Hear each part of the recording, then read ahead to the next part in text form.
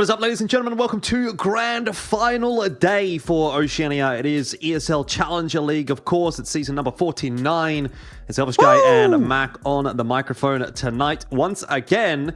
And once again, we will get to see Rooster in yet another qualifier for ESL Pro League, this time going up against Mindfreak. You can see they've got themselves that map advantage. So things are looking pretty good for Mindfreak. But Mac, how are things looking for you? Me? They're looking great, honestly. Clean, dry, everything you need on a beautiful Sunday evening to be ready for a spectacular grand final. And are we going to be sending Rooster overseas again? That's what everyone wants to know. They're going to be coming in with that one map advantage in the best of 5. Granny up against Mindfreak, who got revenge last night in that 2-0 affair over house bets. I don't think any of us really called that happening. They had a stand-in. They had everything against them, really. But they got it done.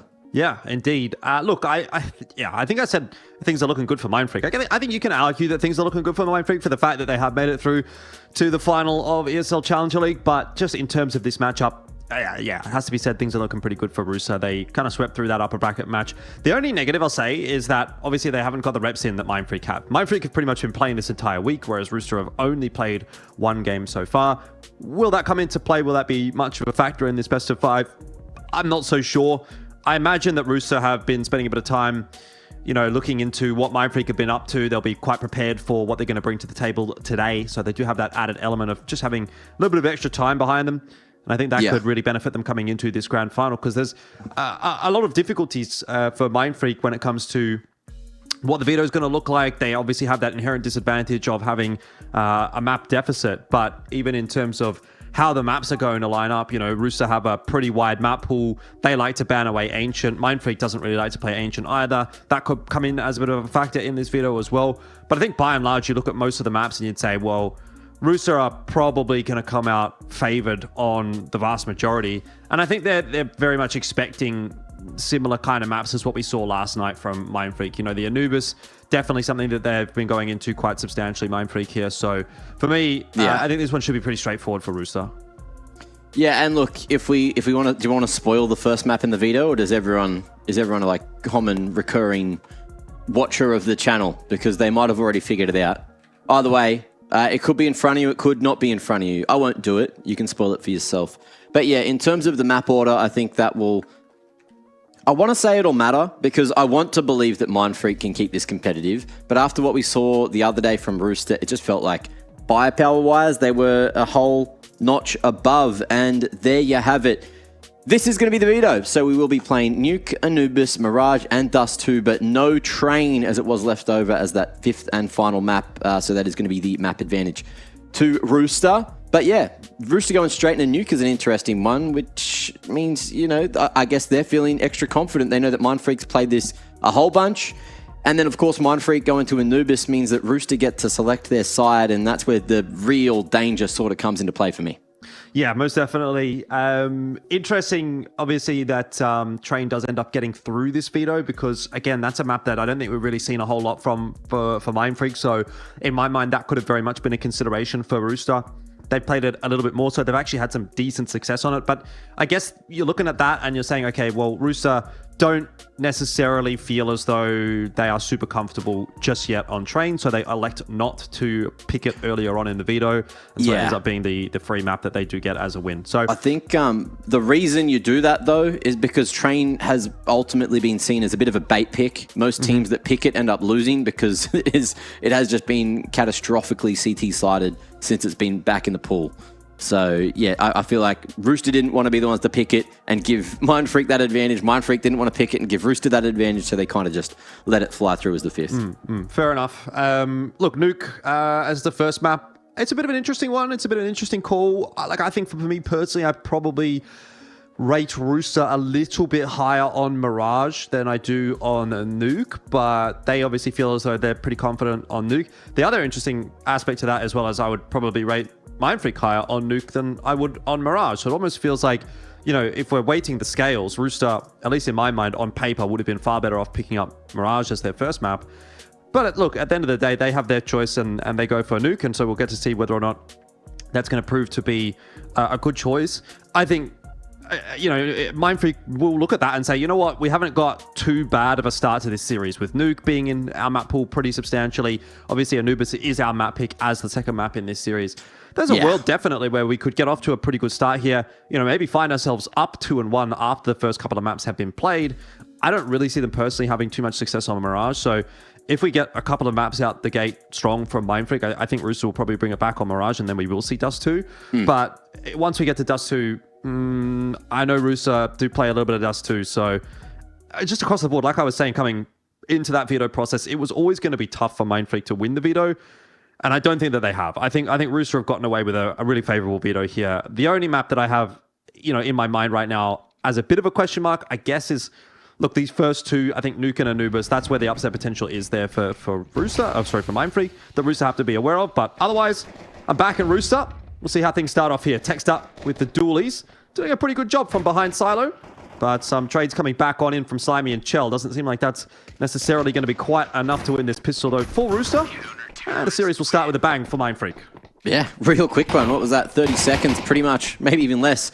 And we are straight into the second round. Great way to start for arguably the underdogs looking to come back and make a... look, I'd say even up the series, you know, already losing that map with the map advantage to Rooster. If they come out and win Rooster's map pick of Nuke to go into a best of 3 territory where there's at least 2 maps left that they are comfortable on, we could be seeing some kind of upset on the cards, but it is only one pistol, Jordan, and I love to get ahead of myself. Well, yeah, you wouldn't want to get too far ahead of yourself just yet, but it's looking okay. It's looking like a good start for Mindfreak. I mean, especially with the fact that Texter seems to be online. A bit of damage being done there, actually, by Slimy, so just hold that thought for a moment. But Texter, 6 kills in the first 2 rounds, you know, 2 or 3 at the start of that pistol round, especially the run out from Hut. He was clean to kind of get the couple of kills that he needed with the dualies to kind of prevent that from being a scary round for Rooster. And then obviously some nice sharp shots in there with the M4 on Outer. Texter obviously always going to be a bit of a linchpin in this Mindfreak team in terms of just bringing firepower to the table. I think Crunchy's a little bit more inconsistent. You know, he'll have his good maps, he'll have his bad maps. Tux will be AWPing today because Payne's not in. We saw that yesterday. And he was, I think, generally pretty good, but you're probably not expecting like star power numbers kind of out from him. Forlex again going to be a bit up and down, and Cairo I don't think we've necessarily been overly impressed with. You know, not to sort of be too negative about him as an individual, but he's obviously very fresh to this level of competition. So I think you actually put a lot of onus on a player like Texter to be a bit of a rock for this team, to put up his numbers. And I think if he's going to start well, that's a positive sign for Mindfreak tonight. Well, let's see how the first buy goes for Rooster. So far, so good. Everyone just taking it slow. And Rooster looking for some outside control. Late diags come through. The Crunchy already poking his head up there at Secret. Is going to get it ripped off ASAP. Eyes on the prize and the right position. And in the meanwhile now, with the lowest member falling, if ASAP goes for the exploration through the halls, then maybe we'll see a B site pop. But it's just a matter of how they want to get there. You can see that Rooster's still heavy presence over towards lobby, over towards T-spawn. And we'll see where we end up shortly. Danny G. Looks like it's going to be the door control and maybe a drop towards lower, depending on how this one goes. But there's a crossfire established on it. And the pick's going in favor of no one, really. CT still a man deficit. Cairo not going to be able to stop the drop. Just gets off the line at the wrong time. But we'll have to make some noise shortly. Chell falling. Makes this winnable, though. Mindfreak still in with a shot. It does, but they do have to still rotate their way down to B, and that's going to take them a little bit of time. Starts making some noise at Megaton. That'll be easily cleaned up by ASAP. And Cairo, well, like I said, hasn't necessarily come out the gates super strong for this Mindfreak roster. Let's see what he's going to be able to do here. A bit concerned about the possibility of ASAP being in ramp, but that being quite unlikely given ASAP will just back off down to the B site to play out the 2-on-1. Cairo running out of time for this round already, really. So he just has to go ahead and look to save. So first round on the board for Rooster, and it doesn't take them long to get involved in this game.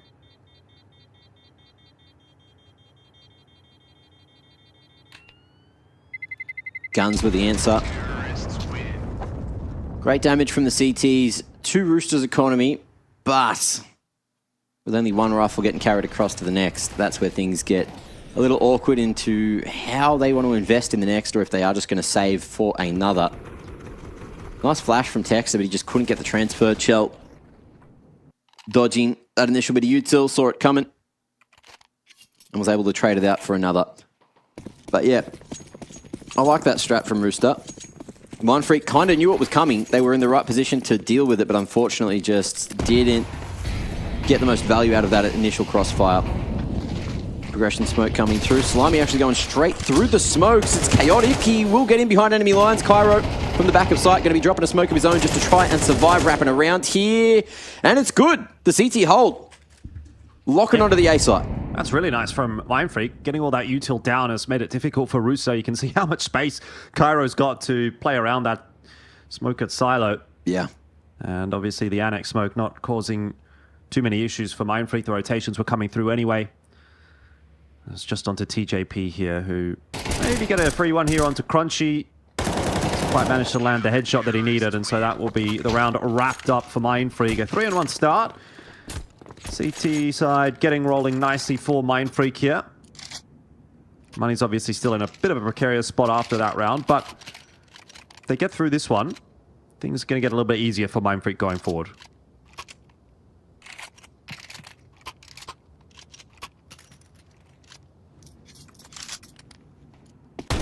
Good utility. It should, on paper, be quite easy for Mindfreak here, as you mentioned. But it's all about how Rooster played this, and if they're going to expect the two-man setup at red, they're going to be the ones trying to play forward. No flashes from anyone behind them, but the lineup makes it pretty damn easy for the first man, and not quite the second. Slimy, AK in hand, ready to trade. And brings it back to that 3v3. AK retrieved. Yeah, Mindfreak got to ensure that they don't let this get too expensive. You know, even if they win this round, but if they win it with one gun alive and, you know, Rooster get the bomb plant down or something like that, then they're not really going to bail themselves out of too much trouble just yet. They're still very much on the tipping point of this half kind of blowing up in their face. But it's a decent enough start. They've done a lot of damage to Slimy. He should be pretty easy to knock over in this round. And positionally speaking, Crunchy in a really, really strong spot. Is not going to end up being checked, so we'll get a clean headshot onto Slimy. That'll slow things down, and the sweep can come through from Annex, which Forlex wasn't necessarily too capable with, but in the end, TJP, only the 1-for-1, and that'll be a good round for Mindfreak. 2 guns through, so money is still a concern, but they deny the bomb plant, and Rooster should be back on the save.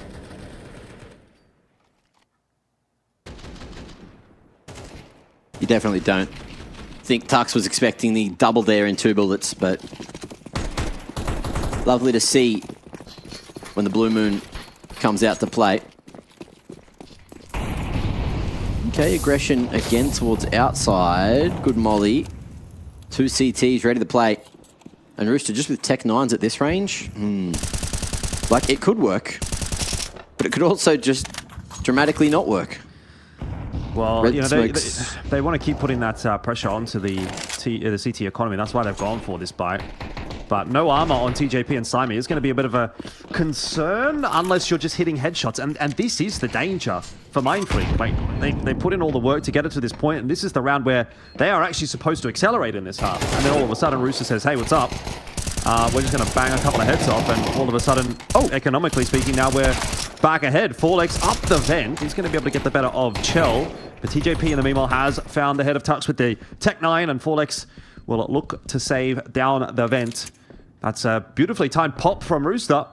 And really, that's all it takes, you know, 1 or 2 quick kills, and like you're off to the races with those Tech 9s.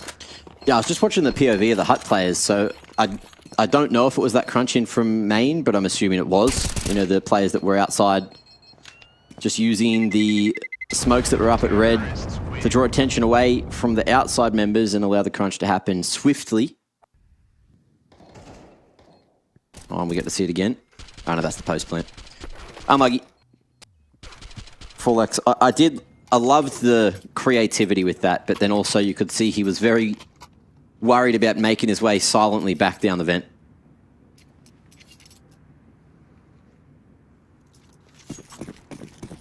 Into the next.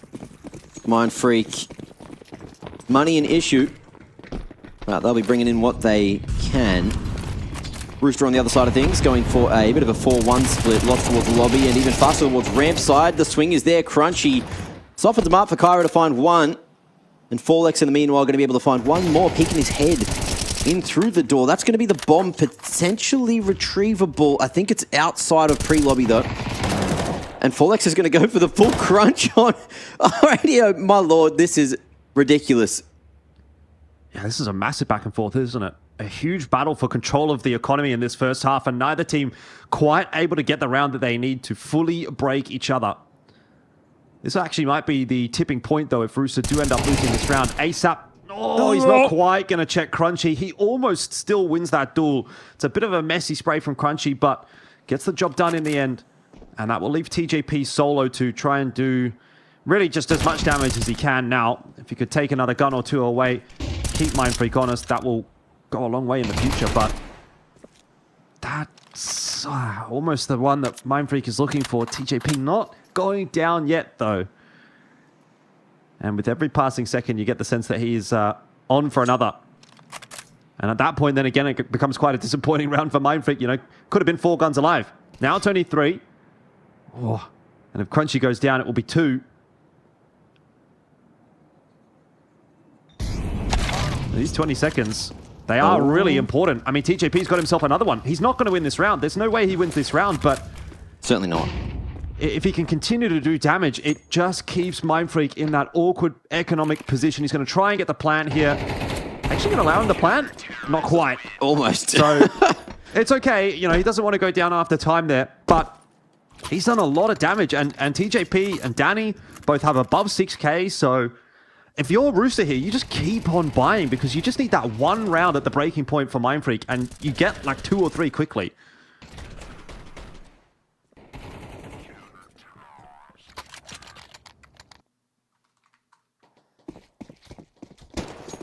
Well played from Mindfreak to let that clock boil down.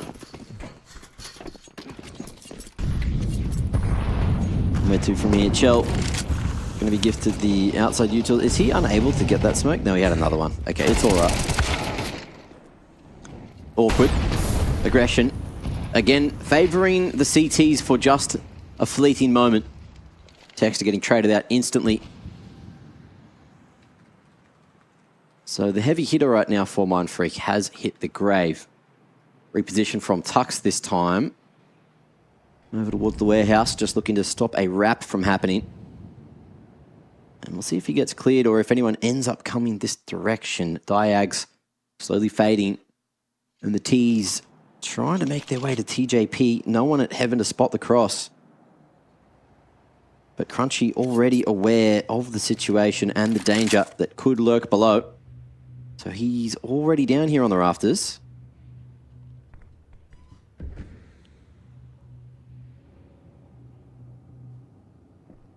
Yeah, this is some nice territory being taken by Rooster. They're getting a lot of space around this B bomb site. And Crunchy is going to find it very difficult to stop Rooster from getting into B. He doesn't have anyone to help him out at Megaton. Tux is on his way down secret, but he's going to be far too late to assist. And Danny G gets a clean entry onto Crunchy, so that'll be Rooster getting the bomb plant down. Cairo opening up the rotate for Forlex down the vent. But 2 players set up his decon is going to be pretty tough to crack. Nice anti-flash play from Danny G. Gets himself a couple of quick kills in there, but Tux is in the 1-on-1. And TJP tasked with yet another clutch. This one much more doable, but he's going to have to take a peek shortly. Has elected not to. It's a bold play. The bomb is not planted for him, but TJP will end up losing the round. So another one goes the way of Mindfreak, but man, they are getting expensive.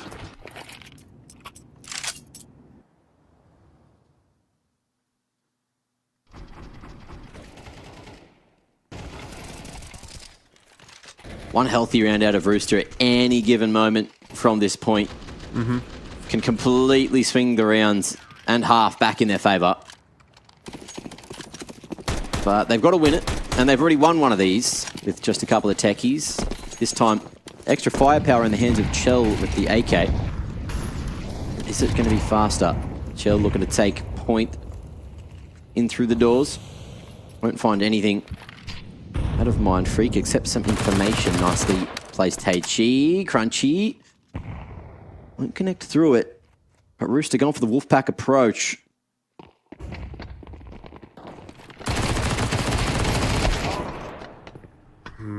That's good. Well done from Crunchy. Double kill with the MP9. Takes that in there for one as well, but Chel's able to claim a kill on the Cairo. And the round is not done yet. But again, Rooster just don't seem to quite have that extra 5 or 10% that they need to really put that proper pressure onto Mindfreak. So this should be 7-2. I mean, Volex's position is fantastic. This off angle's not likely one that's going to be checked. He'll get Chel for free, and he picks up Stymie as well. So Mindfreak can start to breathe a bit of a sigh of relief after that round. They've now got themselves up to 7. They're getting closer and closer to that par score, and they can even now go further than that. Yeah. But they also start to stabilize the money with that round too. Yeah, 3 live is huge.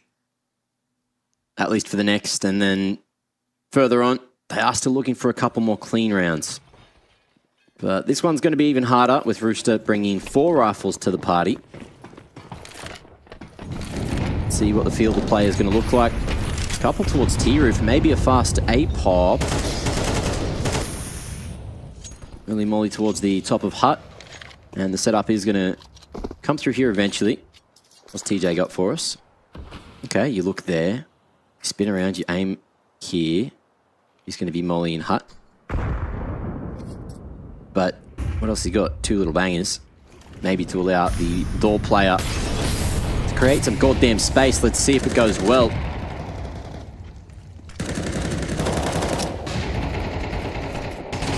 Cairo cannot see a damn thing, but eventually those flashes start to fade. He had a crack. Didn't work out. Danny G brought him down. Numbers healthy enough still for Rooster to win this round, especially if TJP finds that kill onto Crunchy. And then some as well. Takes her down. And Rooster finally have themselves another round. Best case scenario, they're now going to get themselves up to 5, but they should be getting a bit of an easier round here, I was going to say. I thought Mindfreak might elect to just take a full save, buy properly next round. But it looks like Mindfreak are going to force into this one and still play for 9. Lovely couple of shots there on the entry. TJ getting a little shaky with the aim. And arguably it may just be all that Fortnite. We'll just figure that one out as the day goes on. But it's working, look. 9 and 8. He's doing well for himself. 2 more rounds in the half and still a chance for Mindfreak to increase this lead further. But they don't have the best buy to do so, and Rooster certainly do. 4 AKs and a techie. Lovely bit to util. Pump towards the A site. Danny G hunting for an opening. We'll go through the molly himself. No holds barred. Nade to crack the smoke, and that CT is going to be right in the open. Missed opportunity. Slimy hunting for it still as TJ and ASAP find another 2. But the 2 remaining CTs, they're here to play. And it's Cairo who had to get the reload off, but he'll be found by Chel through the smoke. Yep. Good round again for Rooster. And that has essentially reset the money for Rooster, for Mindfreak. But obviously they're going to have to force buy into this one, so you are going to be seeing some kind of a contest in this round. Rooster, though, if they can get this 5, which they probably should, have, I would say, kind of achieved the par score for themselves on the T side of Anukia. It's honestly maybe a little bit less than what they would have been hoping for. We were highlighting throughout this entire half how close they were to resetting Mindfreak.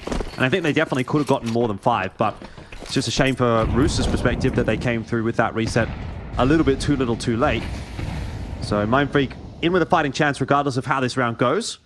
Let's see if they can swindle something more.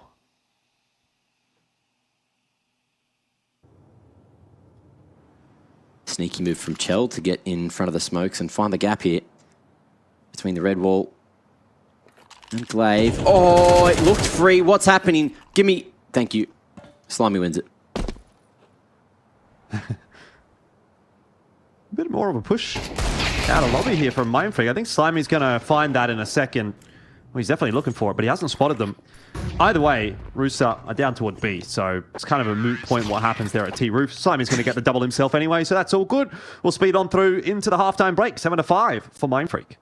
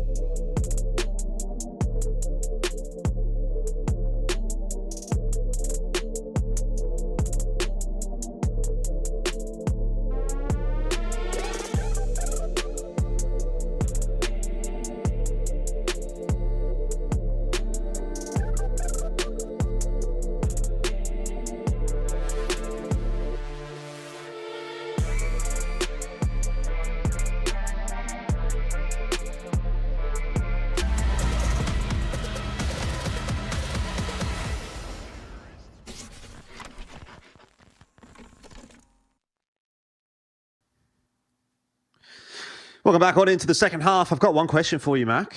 Yeah. Why do you want Rooster to win so much? No, the announcer does. You're the announcer. Me? Yeah, you put a bet on him. No, you're the announcer. That's what Ricky Roo reckons in Chatty Do. Just for Essex, that was a joke. None of us bet on this game. 7-5 is the scoreline. Mindfreak did pretty well, but not super well in the first half. I think the same can kind of be said for Rooster. It feels like, I would honestly say both teams kind of come in about where you'd expect them to, based on their starting side. So piss around here in the second half, getting one of them off to a good start will give us a bit of an indication as to where we are going to be headed. Mindfreak heading out on the piss around now. Cairo alongside Tux with a fair bit of util in hand. So a little bit for Mindfreak to play with. It's going to be tossed into the A-bomb site. One of those flashes has gone right over the head of Slimy, and he's going to be very happy with that. He'll pick one up with the dualies. It's TJP, though, that's doing the lion's share of the work. TJUSP, apparently, is his name. As he finds himself a couple, but bomb plant will be given over to Mindfreak. Yeah, retake. Not successful yet. Still got to get a bit of a wriggle on. 2 towards main side. TJ at Heaven, who wants to go as the low man to try and get the info, but the isolated fight between him and Texter is, not really going to favour anyone. Danny G spraying away, and Texter won't be able to find any more value out of that one. But there you go. Successful retake. 7 on the board. 6 even. 4. Rooster. Maths is hard. I'm still having my second coffee for the day, guys. All right, I'm waking up at 7:20 p.m. What's up? What's up? What's up? What's up? What's up? What's up? No, I napped the Sabo, so I got that, whatever the, the nap chemical, the tired chemical in your brain. I don't know what it's called. Oh, no. My biology is fleeting me. Jordan. That's all right. 6-7. That's the scoreline. That's what it's all about. That's it. Force buy through from Mindfreak. Got the AK in the hands of Techstar, who has been the performer today for Mindfreak. And it will be presence on Alta to start the round. Techstar's gone quite aggressive as well. Got the wall of smoke set up already. But they're really just going to try and set Techstar up for success here. See if he can find anything with this AK and then proceed from there. And indeed, it will be good enough to start the account positively for Mindfreak.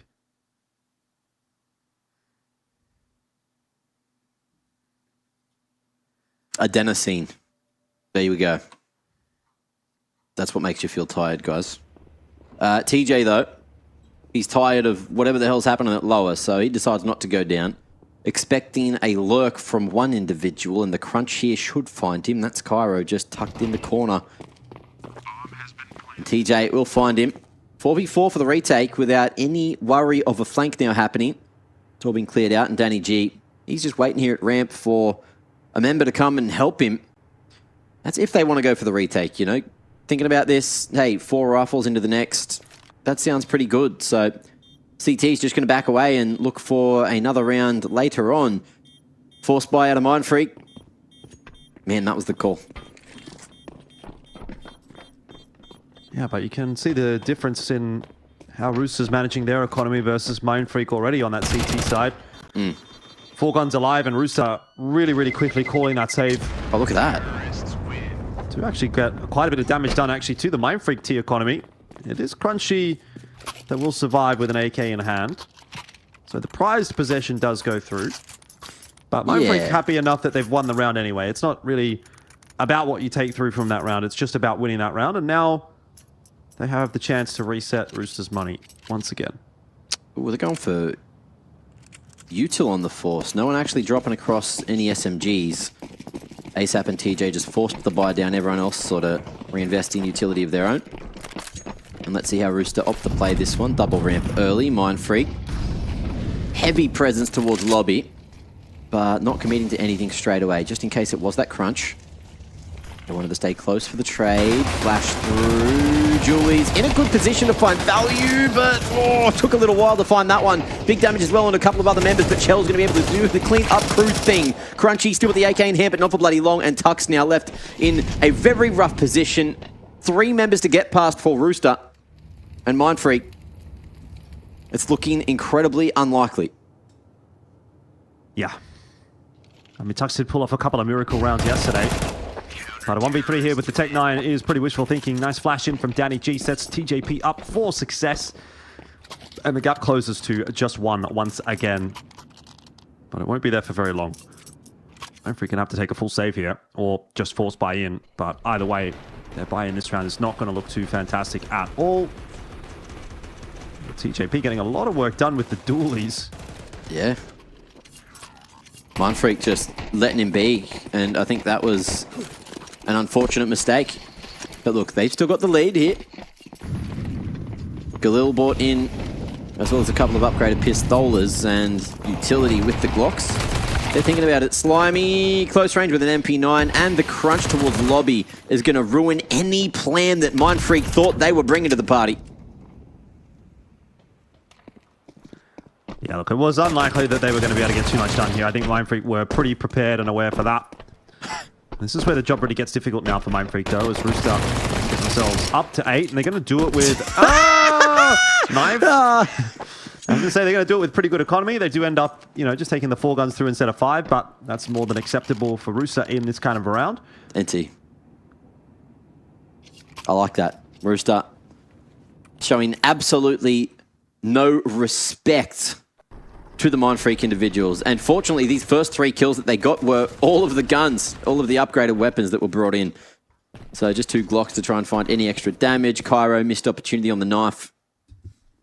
Unfortunately, pulling out a secondary is faster than a few of the other options in the game. Chelios going straight towards the door, hoping someone will blow it, but the CTs don't. And neither did the Ts. I think the CTs tried, but it bounced janky, it failed. And now TJ and Chella, they've spotted this cross. Chell just getting full baited here, straight into the fight, but there was no other Ts behind him to try and help him out. And Sap knows it's just a couple of Glocky boys to deal with. 1 Deagle remains, that's on Crunchy on the top of Silo. Already chunked down by the HE and pressure. As Slimy and TJP both competed for the kill. That's going to be the lead found for Rooster, 9-8. Yeah, rough going for Mindfreak. And it's a similar situation now for them as it was for Rooster, where they kind of need one of these pivotal rounds pretty quick smart. Otherwise, Rooster are going to start to get away with things on the CT side. I mean, Mindfreak put on a great string of rounds in the first half, but it's not looking like it's going to be enough at the moment. And it's actually going to take 2 or 3 rounds for Mindfreak to properly break Rooster's money. So a big uphill battle on the T side of Nuke, which is not the favored side. A lot of presence on Outer. ASAP going to start it nicely. Danny G also set up in the warehouse. I don't imagine that Mindfreak are really going to be expecting him there. Don't know that he's necessarily even going to come into play here. It is just Crunchy kind of lurking around on Outer. Bombs crossed into Lower. It's a bit of an interesting setup here for Mindfreak. There's a lot of things that have to go right for them, and that's one of them. Texter getting the entry onto TJP. That actually allows him to get into the B-bomb site, and now those players can wait out the push in ramp. Somehow, Texter has activated and just won this round himself. That's unbelievable. Another kill from Texter.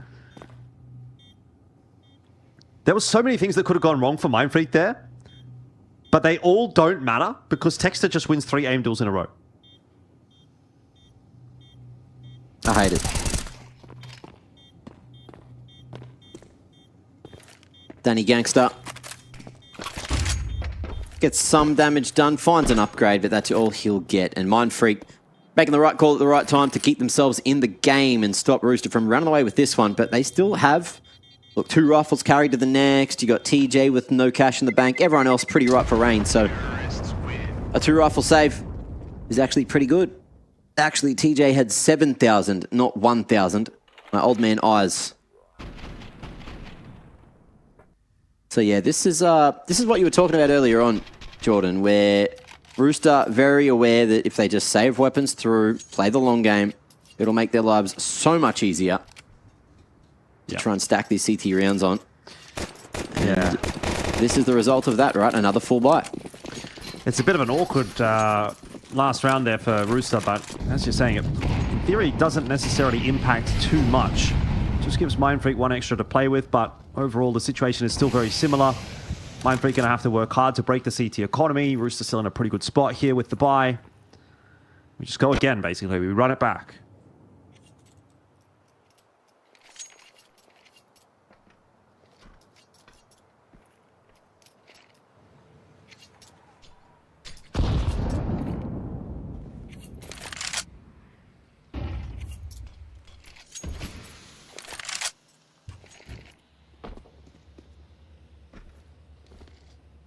Slower approach this time. Mindfreak looking to punish any outside aggression, but the CTs were not offering any of such. Great timing on the insend there. Won't be able to block the smoke from blooming, but how's the HE timing? And man already crossing. Cairo in the open. That's the bomb seen and down. Has to be retrieved by someone.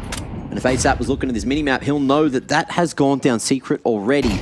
We don't see a rotation triggered from Rooster just yet. Crunchy going to stop ASAP for going for the repeat there. Chell as well, denying the pressure from the other extremity. So all remaining members from Mindfreak are looking to make their way towards that B site, but it's just a matter of what Crunchy can do through main. He'll win a fight onto TJ, and that might actually draw the T's back upper. Or at least Danny to walk into the open and die. No? Yep. Awkward. Yep. Got there in the end. Bomb plant's going down on B.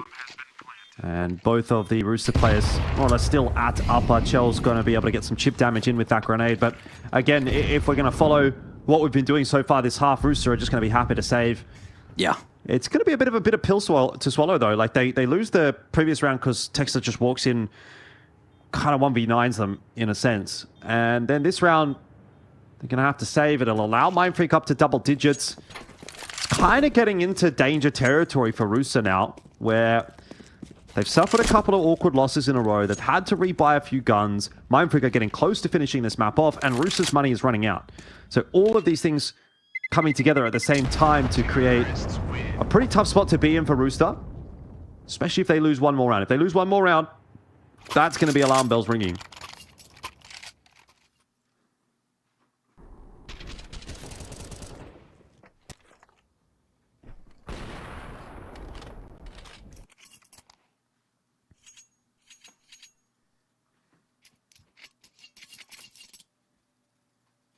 Now, quickly, before we get into the importance of round 20, did you manage to find a democracy sausage yesterday? I didn't, because I pre-voted.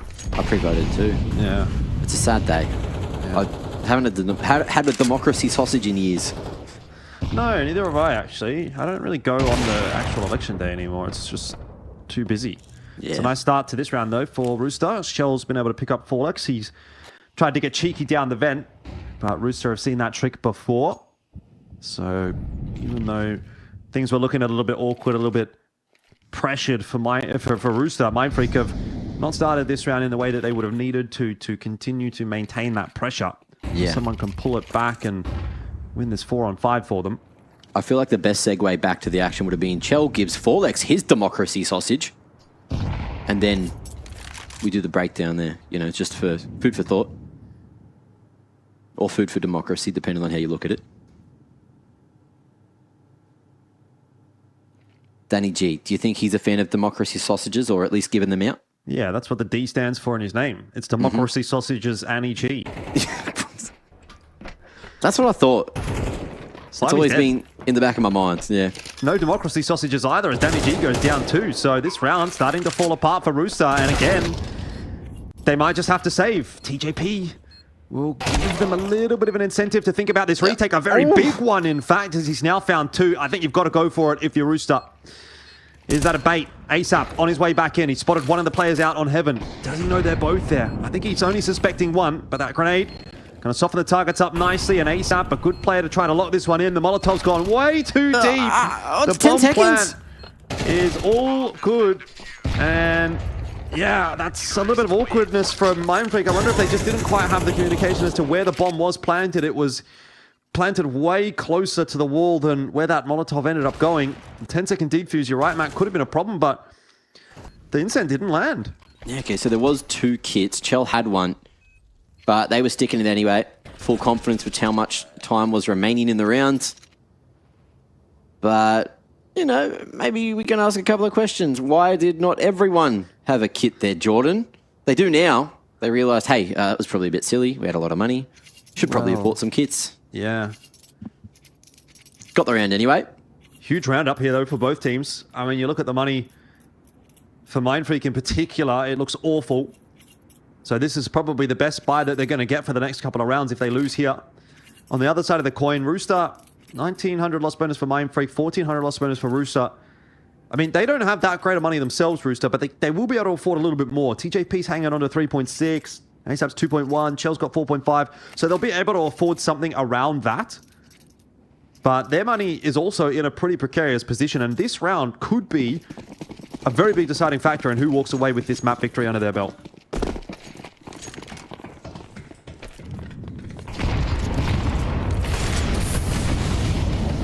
Okay, outdoor going real quick with this one. Lost in the sauce. There's a lot going on. But TJ and Danny G are going to be able to find 2 for themselves. Texter answering with 1 before being traded. And it's Crunchy to try and keep them in this, but he's out of it. Now Tux, he's got the bomb. He's got a chance to maybe get this planted, but he is out in the open. Awkward angle. Chell can't find it. Bomb goes down for some extra cashola in the next. Yeah. Arguably, that could be a crucial plant when you're looking at the money here. No, you're right. It makes a big difference. Gives you an extra few $100 on the players, and it's especially important for someone like Tux or Texter. The rest of them looking okay. So Tux is going to be able to get himself a Galil and a little bit of extra util as a result. But yeah, nice counter flash. I'm not sure who exactly that ended up coming through from, but for Rooster, that counter flash at Squeaky Door makes a big difference. Those guys trying to come out of the smoke just find an awkward timing, and Rooster find themselves in the lead. Money's, again, kind of built up a little bit. They've got themselves a little bit more of a buffer zone. And if Mindfreak lose this round, they're done. They have no money left in the bank at all. They don't have a loss bonus. It is now or never for Mindfreak.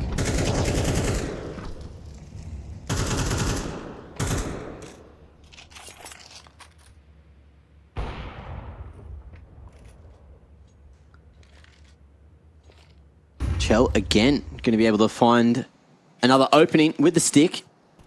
You'll love to see it if you're a Rooster fan. Things may get more difficult here. Tux wants to go for the boost up anyway.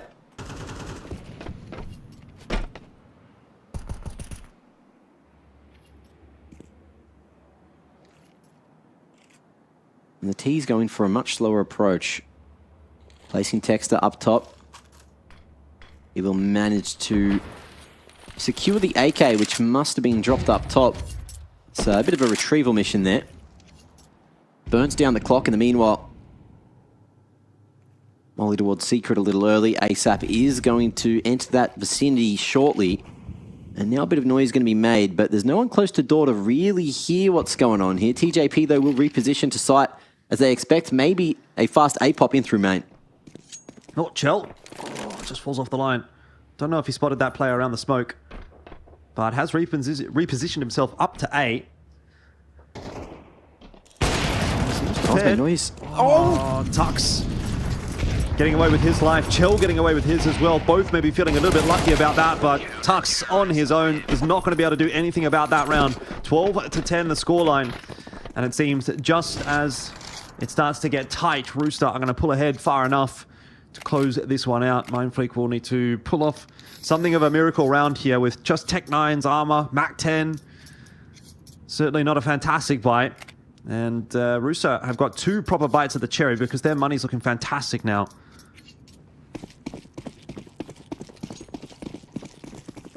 All right, faster approach with the tools they're bringing in here. Let's see.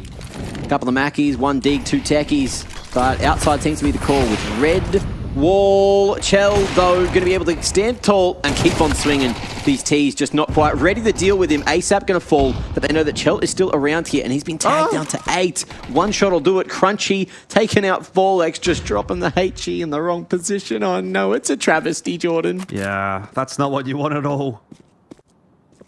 That's like rocking up for a democracy sausage and they don't have any tomato sauce. That's how bad that is. They have a virtual democracy sausage. Did you see that? That's a travesty. Yeah, absolute travesty. I saw that. I was angry on behalf of the people that were there. Imagine. Oh, tell me where it is. I'll go volunteer, huh? Unbelievable. Screw that business. I'll cook your snacks. Yeah, I think it was a school. Anyway, that'll be the end of the map. 13-10. We all saw it coming. Unfortunately for Mindfreak, they just couldn't keep a hold of the economic situation right there at the end of the map, and it made life pretty difficult for them in round number 23. So 13-10, it's a close victory for Rooster, but that will put them 2-0 in the lead here in this best-of-5 grand final. So they've got to be feeling pretty good about things. You know, that was their map pick, technically, so maybe you would have preferred to see something a little bit cleaner than that, but end of the day, they're still in a very strong position for this best-of-5, and Man, Mindfreak have got some coming back to do, that's for sure. Well, we'll see if they're going to be able to. It is, of course, going to be Anubis, which they have been very damn successful on over the past week and past little while too. But Rooster, you know that they're going to be a very capable team, and they are super successful in their aggressive approach. So that T-side start they'll probably be bringing in will be a bit more formidable than maybe what Mindfreak have been going up against this week. But I guess time will tell, and we shall see once we get there. But again, this one showed us that they are here to play. They are here with a very good opportunity to maybe win the grand final. But now there's not a lot of room for error. One map is all they can afford to lose, and when they lose that, man, it'll be all done. Map advantage is a hell of a thing, and Rooster, you know, that is the... Oh, no. Sorry, I was just watching this again. Yep, that's unfortunate. Great positioning from Chell to dodge that HE, though. Good to see that happened. But, yeah, unhappy to see that it happened, if you know what I mean. Yeah. Virtual democracy sausages, also something I'm unhappy to see. Look, the one good piece of news is that we are going to be moving on to Anubis next. At least it's good news as far as Mindfreak are concerned, because that has been their go-to map. Kind of interested to see how this one goes for Rooster, because it's definitely not one that they like to find themselves on a super consistent basis. Last time they played it was back at the Defrag Invitational, and they lost it to Housebets 13-2. So that'll raise some questions, but let's find out how solid they are on Anubis when we do come back from the break. So we'll see you soon.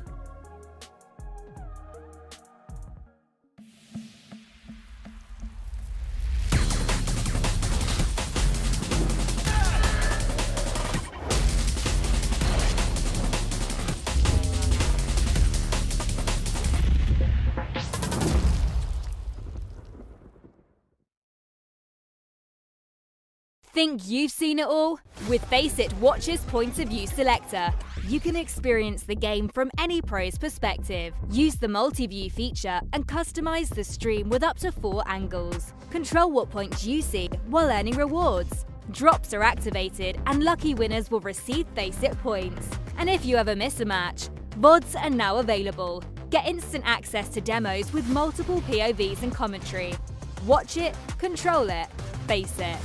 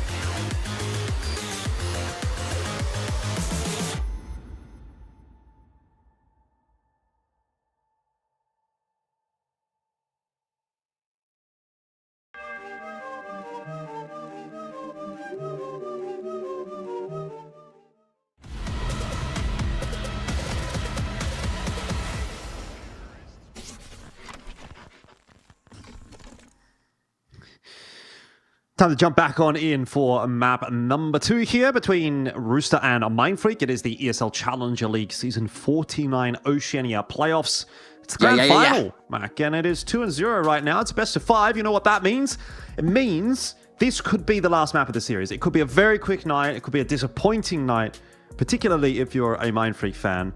But Rooster, you know, I feel like they need a win. You know what I mean? They've been kind of getting battered a little bit this year. I think they need a win to kind of get themselves back into good spirits, and maybe it will be this map right here that sends them over to ESL Pro League. Yeah, I'm keen to see what they're going to be capable of, honestly, and what they can also bring on Anubis. It feels like... Did we even see them play Anubis the other day? No, not recently. Yeah, it hasn't looked like they've been playing a bunch, but... It's gone well when they've played it, you know? They're getting a couple of big wins, a couple of big losses too. Actually, they got pumped by house bets at the Defrag Invitational, but still got big wins over everyone else, but haven't actually played Mindfreak on this, at least this year. So it'll be interesting to see how they go against Mindfreak on this. You know, they have also not gone super well against teams like Semper Fi, and at the moment, look, when you put Mindfreak up against Semper Fi, where are you feeling Mindfreak sit, Jordan? Oh, I would say they're definitely a little bit below Semper Fi for me, pretty substantially. I think I would even put Rooster below Semper Fi at this point as well. So there is that to think about. But look, I don't know. I mean, I think the big question for me is how good is Rooster on this map? Because they don't really play it a huge amount. They've had some pretty, like you've said, up and down results on it as well. So some good, some bad. But Mindfreak, they love going towards Anubis. This is their map. So if anything, you know, we probably should almost be leaning a little bit towards Mindfreak. They did pretty well on Nuke. They look solid on Anubis over the last couple of days. I think, you know, if we're going to get a competitive map, it is going to be here. And I'm kind of hopeful that this is going to end up actually going the way of Mindfreak. It took them a while to actually get the win on it against House Bets yesterday, but they did get themselves a win on it. So let's just sort of wait and see, I guess, how this one is going to start. Going to be keeping a real eye on what Tux is going to be able to do on this map. I thought he was quite dynamic with the orb when we got into the overtimes yesterday, especially.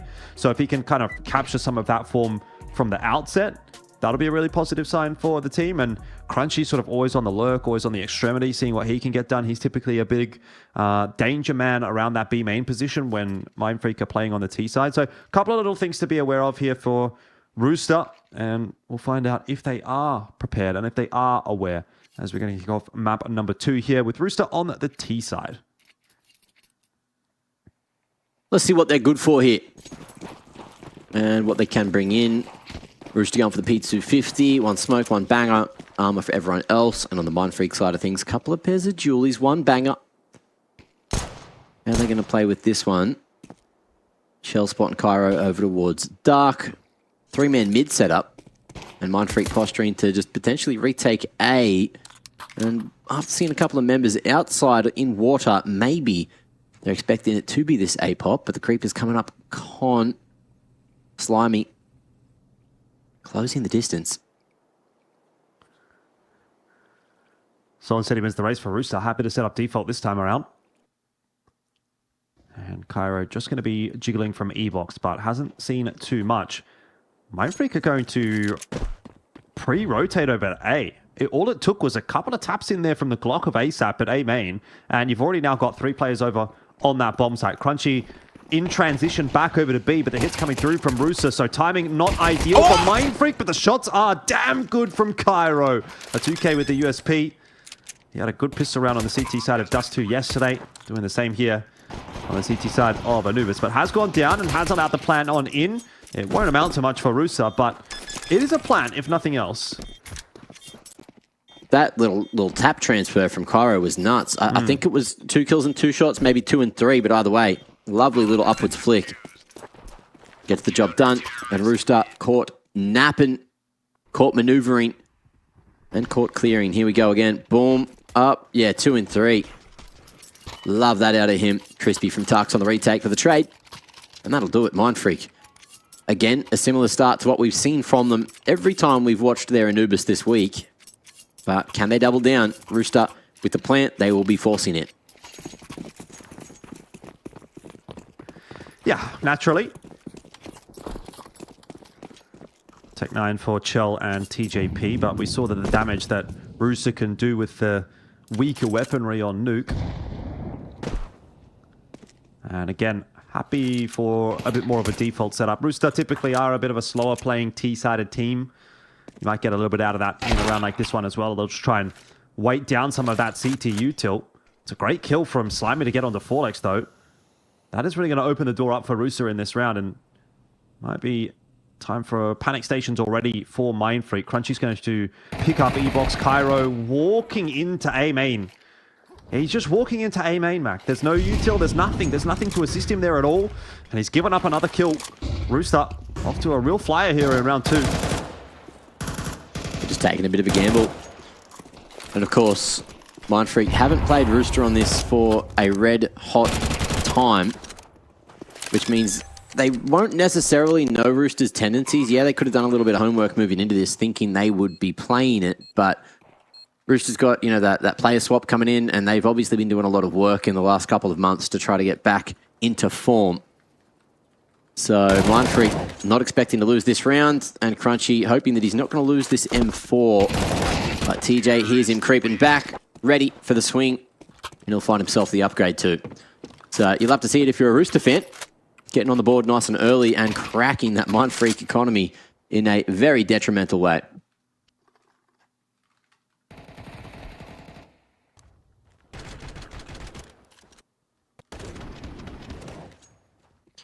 First pick onto Cairo, definitely the point of the round where things just started to go south real quick. Mindfreak not able to get into much of a stronger setup after scurrying to try and figure out exactly what the answer was to get back into the round. Yeah. And puts this map already into the control of Rooster, which is terrible news. If you're a Mindfreak fan, they're down a couple of maps already in this grand final, and this is their map. But in saying that, it is CT side start for Mindfreak, so we can't be expecting massive things, which honestly is why losing that last round becomes even more painful, because that could have been a 3-0 start for Mindfreak, but not to be. And once again, Rooster just going to slow things down. They've already picked up the kill onto Crunchy as he tried to get aggressive out of B main. But the rest of the presence from Rooster looks like it's mostly going to be tied up over the mid-bridge. And a potential to take that part of the map in the mind of TJP. But ultimately will be a B finish, and that is where the stack is going to be from Mindfreak. So this one could still go pear-shaped for Rooster. That's a great shot from Texter. Smoke's gone in. ASAP looking for some trades. He'll get one onto Forlex, and he'll also eventually bring it down at Texter and then Tux. It is nicely done from ASAP. As the bomb pipe will go down, the round will be won, and Rooster negotiate that one without running into the iceberg. I mean, they kind of ran into it and they just went over it, really. Because they did go to the stacked site. Kind of a snowmobile more than an actual boat in that scenario. No Titanic action. Right. Yeah. But then that begs the question, how did they get onto the iceberg in the first place? Some questions were made to not be answered, Jordan, and we're just going to leave that one as is. Fourth round. Mindfreak bringing in a couple of deagles. Where are they headed? Forlex jumping around in dark, just making a bit of noise. HE timing's damn good to chunk down Tux. And Crunchy has completely left the vicinity to head towards A. In the meanwhile, two-man slow push at B main. May catch a timing on the mid-members as Rooster go for the A split. Okay. Now we're cooking. This will all boil down to how Mindfreak hit their shots and catch these timings and how sneaky they can be. But Text falling weakens that A-site defense. Deagles don't connect on the front side. Okay, Cairo in with the shot, but the trade game's too good. And that flank, unfortunately, just took a little too long. Yeah, not much to really be done there. Forlex is going to eat a grenade. Scrumptious. 3-1 the start for Rooster, and they are looking pretty clean so far on this T side of Anubis, but yet to see them go up against a full proper gun round. And that won't even really happen here either, as we don't have the AWP, we don't have a great amount of util for Mindfreak at all. Cairo gone back and forth about what he wants to end up buying here.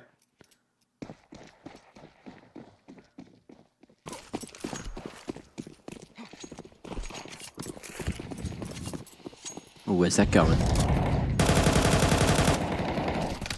Hey, man. Progression smoke from Rugs. Love that.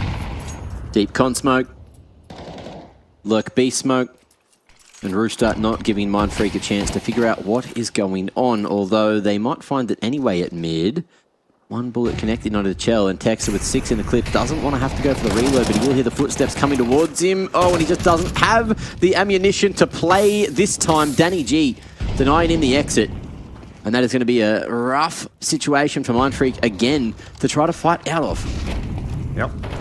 Flash going to go onto the left side of mid there, and Rooster just take that opportunity to walk their way in through cams. Tux posing quite a bit of resistance here on A, but his position untenable, particularly if Danny G holds on to Heaven. He won't be able to do that. Rooster barreling their way in through A main, trying to find these trade frags. They weren't really able to get there quite in time to make the difference. Bomb has been dropped.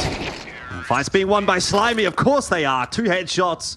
No, 1 headshot. But, you know, it'll do the job. 4 rounds on the board for Rooster. And a great start on this T side. 6-2 for Slimy, 7-2 for ASAP. Those are some numbers that you'd really like to be seeing.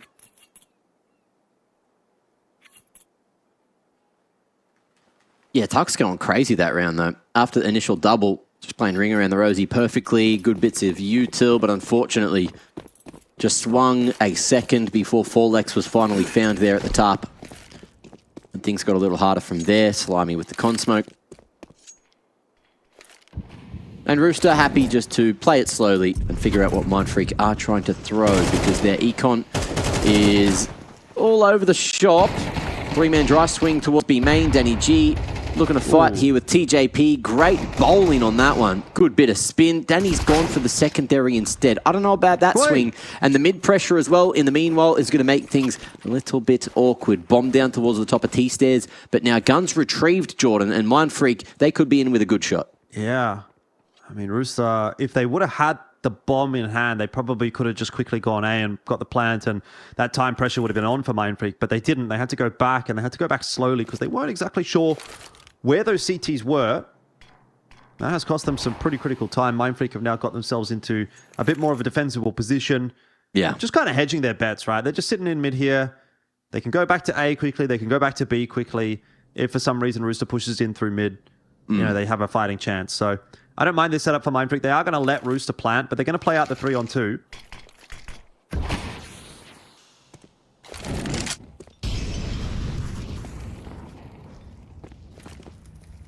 Okay, Molly to buy a bit of space. Give him some time. Molly, again, refreshed.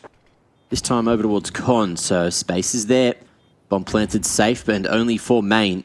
But we're going to see Slimy go and fight for Con regardless. 2 CTs in this position. Great flash to try and get on the line, and it's good for 1, but can he find the second? Texter hungry for a refrag, and he's going to find it. ASAP now in the 1v2, and in a pivot position. Able to find the first, but no more, and no kit. But there is time, and we will see Mindfreak finally find themselves a second round. Yeah, any other position, I think ASAP actually wins that round. You know, if he's sitting in B main, if he's sitting up on plat, if he's somehow in temple, you know, he gets that first kill and then he's got a position where he can hide. But unfortunately for Rooster, he was literally in the one spot where he could be traded down. So as soon as Slimy dies there, you know you're in trouble as ASAP. And great trade from Texter. Needed the headshot, got it. And that does stabilize things somewhat for Mindfreak. They'll get themselves up to 2. But they need to do more work to actually get back into this half. Money still good for Rooster. So they're going to buy straight back on in. We might get ourselves an AWP duel in this round. Let's keep an eye on what Tux is going to be up to here. I was watching him play that game yesterday with the AWP on the CT side. And he liked to get aggressive with it. Let's just say that. He was very disrespectful with his positioning. He was going through smokes, trying to take these cheeky peeks. And again, he's found that opening pick, this time onto Chell. So indeed, that AWP duel plays out, and it plays out in the favor of Tux.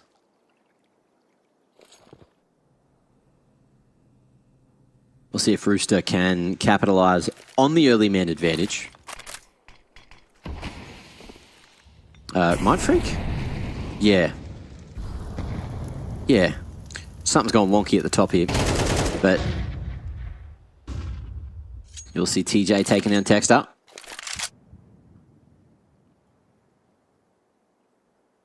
And that is the equalizer that Rooster were looking for.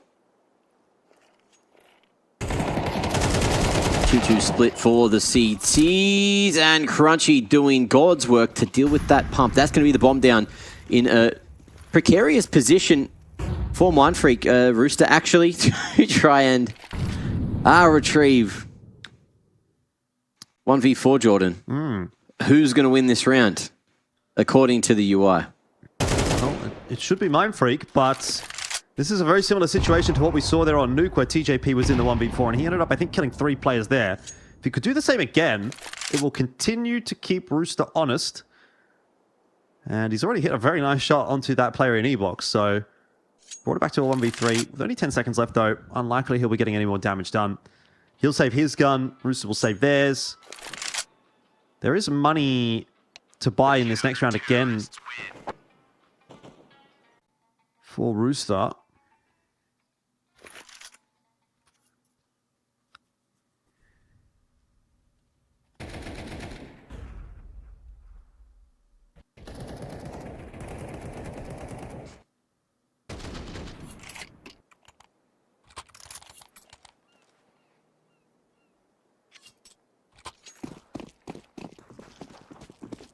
Okay, how's that money looking?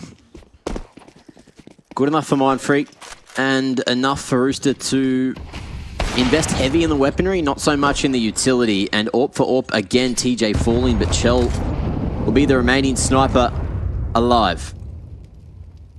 4v4 again. Went well for Mindfreak in the last, but can they do it again here? And 8 into that smoke. It's not going to reveal anything.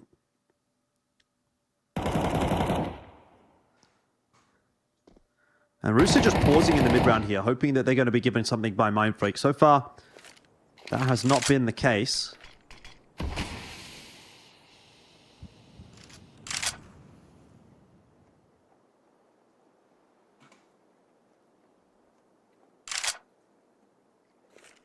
But taking space towards B. It'll be a 4v2 on the B bomb side, unless they take way too long and Mindfreak for some reason pushes out at A main, gets the info and starts to pre-rotate. But doesn't look like that's going to end up being the case, and so Rooster will set themselves up with a nice little B take here. Smoke's up. It's not going to stop Cairo from getting that kill onto Chell, but it may allow a bomb plant down. Danny G going to go through the smoke. He seems like he got blinded by his teammate's flash there, and so ends up just running in blindly to his death. And ultimately, the round falls apart around that. So 4-4 will be the score, and Mindfreak are starting to recover this CT side.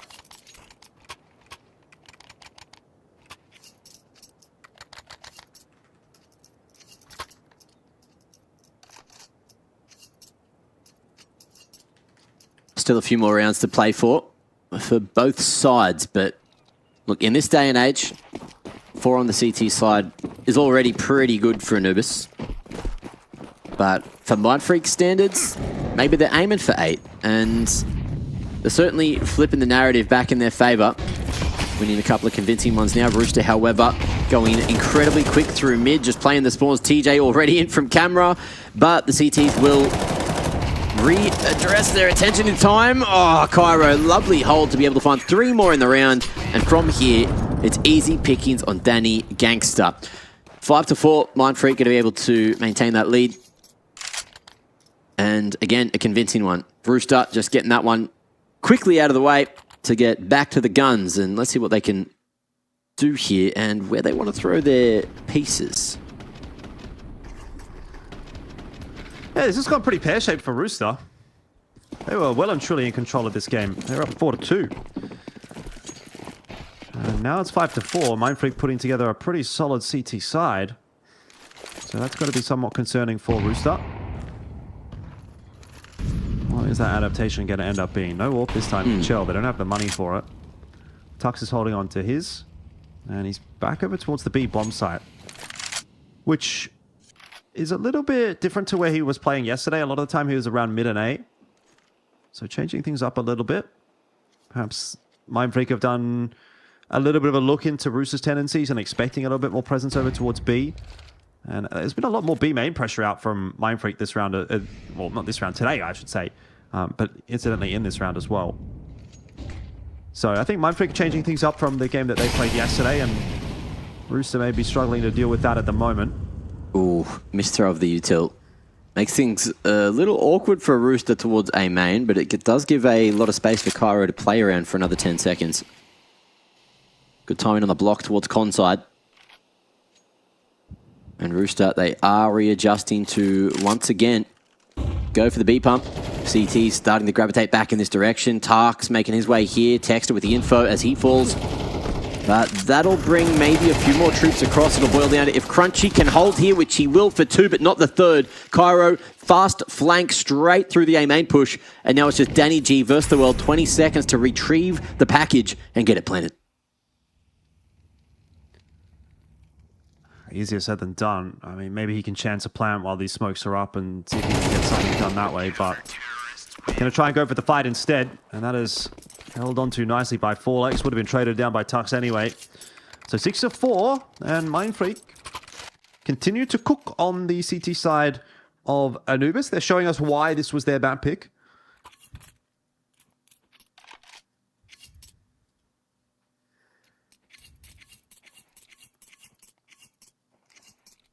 Yeah, Rooster, of course, that much hotter start, but things starting to cool down as Mindfreak are feeling more confident with every round one. Block incense towards A main, which is the perfect piece for the moment. TJ spotting info over this direction. But yeah, the 2-man CT set up over towards Fountain should be effective. If Tux falls, they might not be expecting Cairo to be baiting behind the pillar. And with Tux disappearing, Cairo will also fall. Texter only able to find 1, and that's not good enough. It's probably save territory.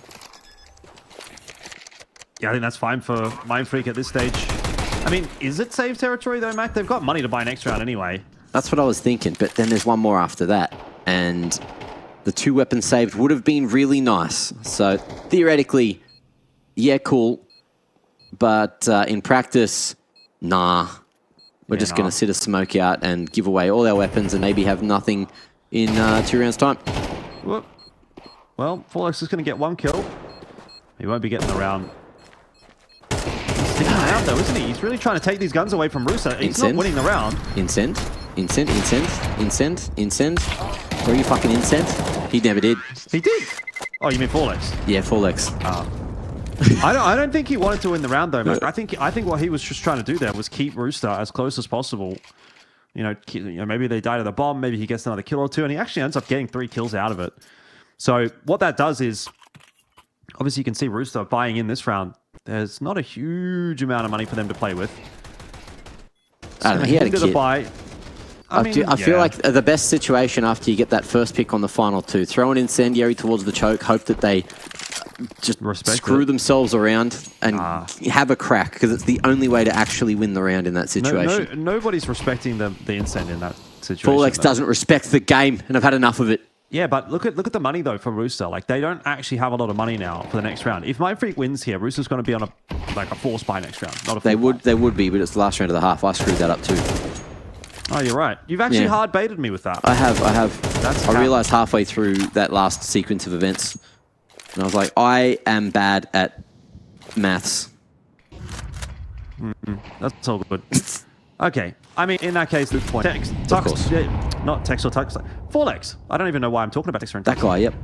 Forlex didn't win the round. That's all that matters. We're at 7-5. Rooster trying to grab themselves a 6-6 here, and would have been in a good spot to do it if Chell would have hit that shot, but instead it's just going to have to be the smoke to try to cross into the site. There's tons of util coming out on both sides. Forlex in real trouble. He'll be pushed out by the molly, but Crunchy luckily still up on plat, able to get himself 1 back. Will be traded down. Texter falls 2 as he just tries to edge out of the smoke. ASAP watching that. 4-2 will be the score, as Tux and Cairo are trying to even it up themselves, but don't know that they're going to be able to do that. It's a good shot from Tux. Still pretty more to find. ASAP's now been spotted. Cairo unable to win that duel. We'll leave the rest of the job on Tux, who is a bit of a man possessed at the moment. He's getting a lot of work done with the AWP, but will fall to one of his own. 6-6 is the score at halftime, and Rooster have salvaged.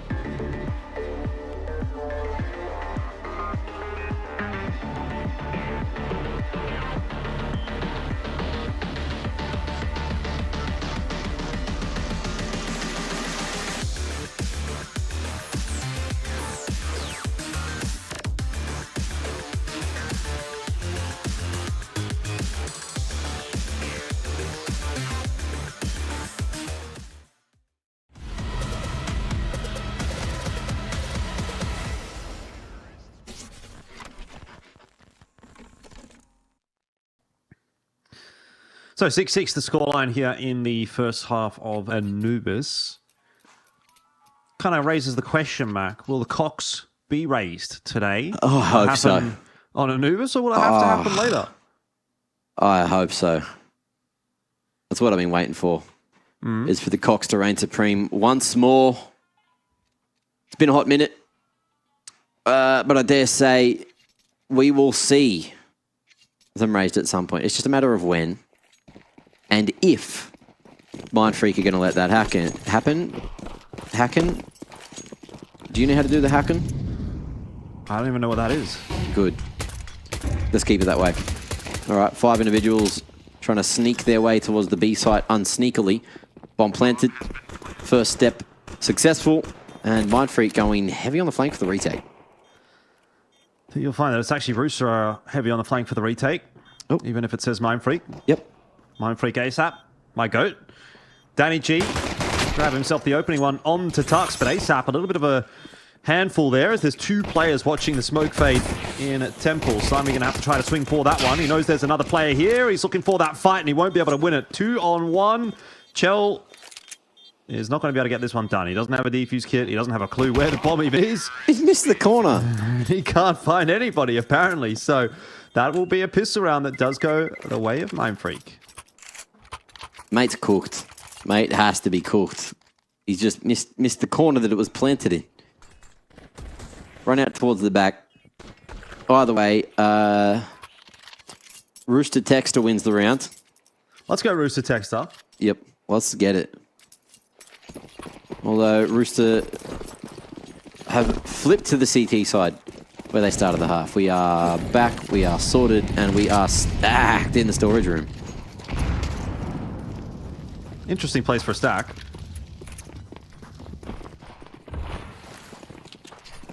I wouldn't hate it if teams started to just go for that spirit strat again. You know, the gimmicky 15 seconds left, 10 seconds left. Oh my god. The perfect Molotov. The perfectest of. That's crazy. That is some fried chicken. Break it. Centux in. He's got the Mac 10. Come on, baby. Come on, baby. What's cooking, good looking? Boom, boom. Shake the room. And that is going to be 8 on the board for Mindfreak. Quick one. Yep. Straight into the buy, though, for Rooster. No AWP, unfortunately, for Chell just yet. Did have 4750, but I would have had literally nothing to go with it.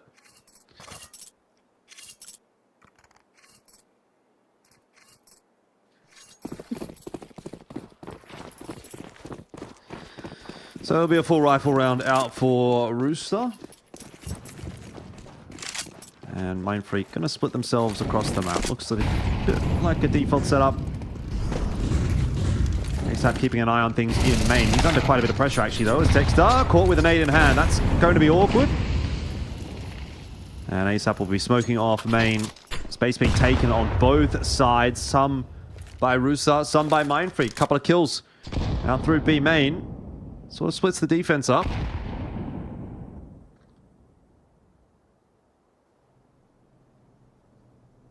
TJ figuring out which side he wants to be the strong side. And he had the right read. But we'll be going towards A instead off of... Maybe there was a noise made by Cairo. But it's an unfortunate gamble. And with that pick coming through... Chell was thinking about leaving the vicinity. Cairo doing his job so bloody well. And with 40 seconds, the bomb's just going to end up coming back to A anyway. Molly and smoke to incentivize Chelios to hang around. And he'll probably just be looking to save the M4 off the back of this plant. Yeah, I would imagine so.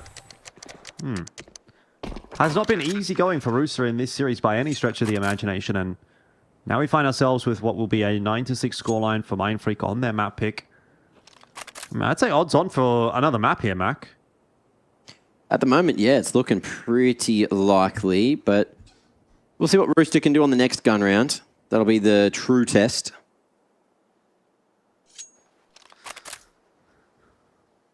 Needs to be said, the other day when I had never heard of Cairo before, and he's made his way to the bloody playoffs, Since then, we've seen a lot of Mindfreak, and I've been thoroughly impressed, day after day. There has been a couple of rough games, but, moments like this, in a grand final, where the pressure should be the highest of any game he's played officially for Mindfreak, he's doing all right. Yeah. Can't be too mad about it. Did you see the name of his M4, by the way? No, I didn't. It was subscribed to Techno. I don't know if that's like our Mongolian brother Techno or like another guy. But I'm going to assume it was our Mongolian friend Techno. The only thing is I don't know where you would subscribe to Techno if you were to subscribe to Techno, because I don't think he has any like... Twitter. Yeah, I guess. You can sub on Twitter now, you know? Or X, guys. Soz. New age.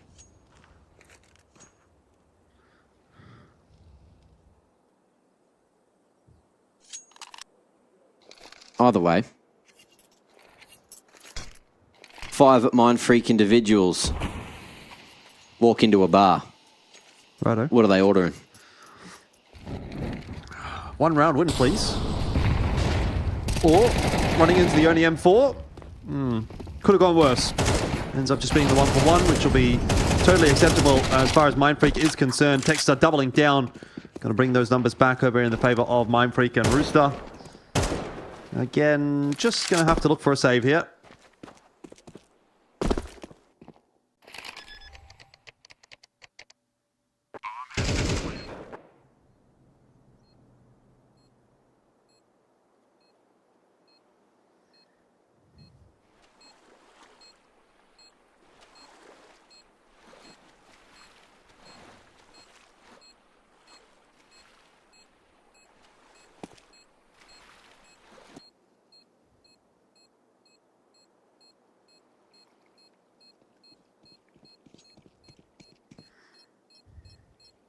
Oh, Crunchy gets the info. Realising, these CTs, they hunt for something up towards the rug side. Texter should live here if he doesn't get tagged up. Yeah, space created. He's all right as rain. Crunchy, on the other hand, is going to fall, and Danny G will not be allowed to find the free upgrade to the AK. But extra financial damage to the T economy is always something you'll take, especially when you're trying to make your way back into the game. Yep. But that was a low by Rooster. Now will be tested once more with the guns. Yeah, they're going to take attack timeout. This will be a very important round for Rooster. If they drop it here, it's pretty much map over, and we're going to Mirage. But if they can pull this one off, then they're going to keep themselves in the conversation. The CT side has really not looked like it's come together at all for Rooster so far, though. No one really coming online. So what's the adaptation going to be? What's the change up? Do they try to maybe activate Chell somewhere? Get an early pick?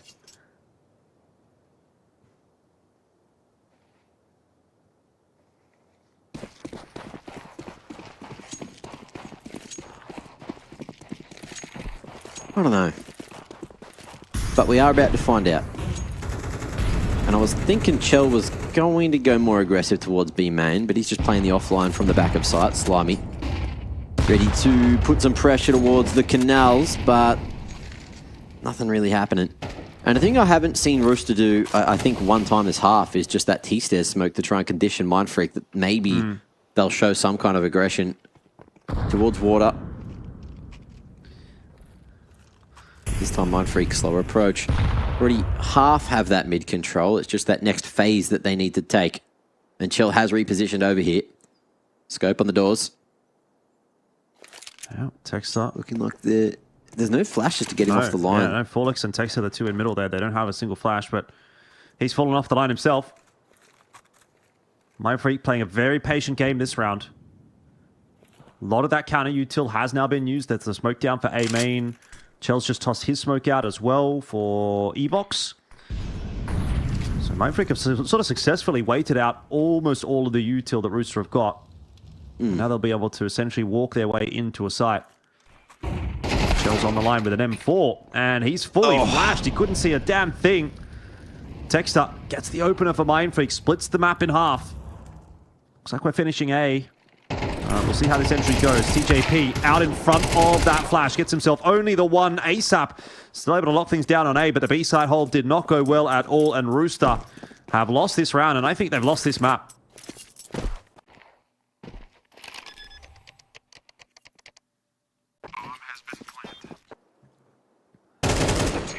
ASAP. Deleted. Crunchy catching him, looking for safer pastures. But he will not find them. And Mindfreak will find success again here on the T side. So even though Rooster had early successes here on Anubis, this CT side, unfortunately, is showing a couple of holes. And Mindfreak are showing that they are here for a reason. And that reason is to not be pushed over. And to contest for the title of ECL champion for OCE in Season 49. They did go to Pro League and get a taste for Season 21 rather. And they want to be going back for Season 22.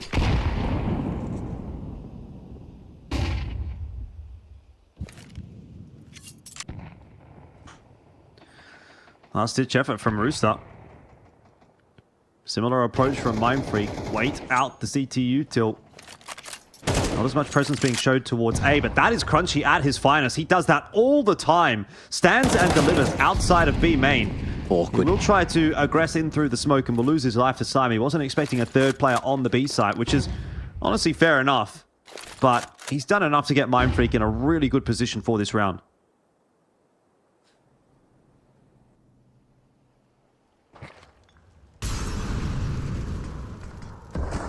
I feel like it was an unnecessary hero play, but we'll see if Mindfreak put themselves in the right position to succeed anyway. Forlex starting to search towards the B side of things as the pressure starts to come towards A. And Forlex shortly will notice there's no one here on B and maybe call the troops back. But Texter now just trying to find the final man. Slimy staying sneaky towards Heaven. One bullet will do it and two more down to be found. Oh, the cover there. And the bomb gets planted. Slimy, an opportunity. A dink onto Tux and oh, more damage. 2 dinks, but no kills off the back of those shots. That's heartbreaking for Slimy. But a successful situation for Mindfreak with 3 alive, plenty of cash, everything they need to find a map point in the bag. Yeah, this one should just be a 13-6. Wrap it up right here. Let's get on to map number 3. Rooster have got themselves a few MP9s to have a crack with, a couple of M4s, but they really haven't looked too threatening on this CT side at all. Whatever happened with their planning, it's not worked out, unfortunately. This round has not looked... No, this map has not looked competitive at all.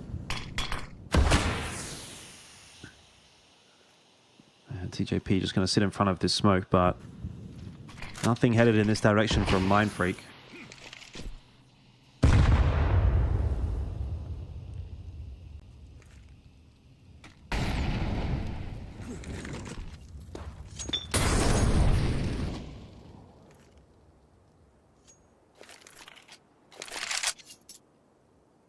A little bit of conditioning utility getting thrown.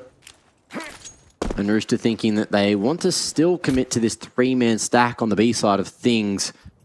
A main aggression and no eyes on mid for Rooster. And Chell has just been left solo. TJ a little bit further away, making sure there are eyes on mid, and he is in a position to pivot and try and help Chell once contact is taken. Crunch in a position to pop flash the boys in, and that's happening right now. Well, not worked out too well for Chell, nor for TJP. And it seems like indeed we are destined to go towards Mirage. This map has really fallen apart for Rooster. It's clean from Texter in the end after taking a little bit to get over the line against Danny G. And ASAP, last man standing, has to pull off a 1v4. Entering in through cams into the A-bomb site as a solo individual with no util to help you is never really going to be a fun time. You're like a fish in the barrel. Tux is filming a Mythbusters episode or something like that. It's 13-6 as Mindfreak will finish it off. And again, I think we all knew that that one was coming, so it seemed like a bit of an inevitability at a certain point that we were going to be heading towards Mirage, and indeed we will get there eventually. So good choice from Mindfreak, has to be said. They looked very, very comfortable there on Anubis. Much cleaner game from them today than yesterday. Yeah, interesting as well that Mirage will be the next in the series. So making sure we get as many of these orange maps as possible. If Mindfreak can take that, that'll bring us back to a best of one scenario on Dust 2 to finish things off. And if you remember anything about what we've seen so far from Rooster on Dust 2, it's looked bloody good from them. So it's a dangerous end of this series. But Mindfreak at least now with the confidence knowing that they've at least pegged one against Rooster and that they can shoot, they can bring the thunder, they can win a lot of these engagements. And look, the strength in numbers approach worked so well once they sort of got themselves structured, figured out what they needed to do there in the second half. It just felt like Rooster had no way in, and the openings just kept on going in favor of Mindfreak, and I can't wait to see a little bit more of that. Yeah, most definitely. That said, obviously still a lot of work to do for Mindfreak in the rest of this series. I think we all kind of looked at Anubis and said, all right, well, there was maybe a little bit of potential there for Mindfreak to get this one over the line. I even said, I think if anything, this series, these first couple of maps, those are the ones where I see that there can be some upset potential for Mindfreak. We know they're decent on Nuke. We know they're decent on Anubis. And look, I thought those were kind of a little bit more wishy-washy for Rooster personally. Mm-hmm. But then again, on the backside of this series, we've got Mirage in as the third map. I look at that one, and I think this should be an open and shut case for Rooster. So that's a big uphill battle for Mindfreak. If they do find a way to win on Mirage, I'm going to be quite shocked. I think Rooster will be quite shocked at that point. And then this series blows wide open. So I wouldn't get too concerned just yet if I was a Rooster fan, but I'm here for it. You know what I mean? Like, I'm here for Mindfreak coming out strong on Mirage, winning that, and then really giving us a real series here. Because if they do win Mirage, then all bets are off. But let's just wait and see what we're going to get. We're going to be going to Mirage in just a moment. It's time for us first to take a short break. So we'll see you on the other side of this one with map 3/4 of the series.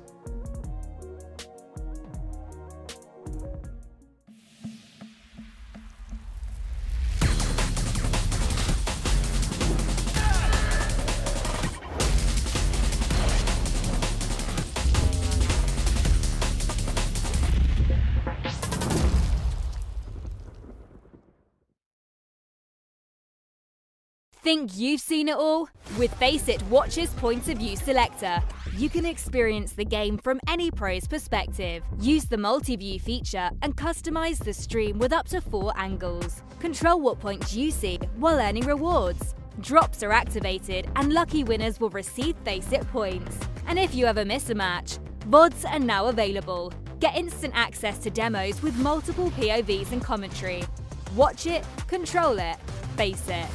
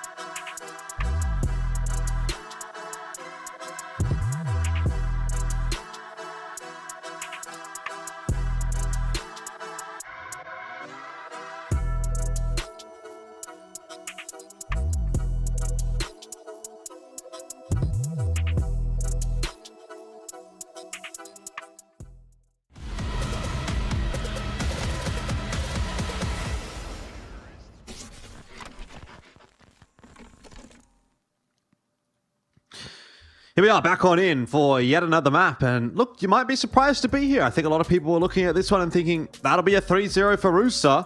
Well, you'd be wrong. Anubis was actually quite a comfortable victory for Mindfreak in the end. And it'll mean we're now going towards Mirage, Mac. And honestly, Mirage, I think a pretty scary prospect here for Mindfreak.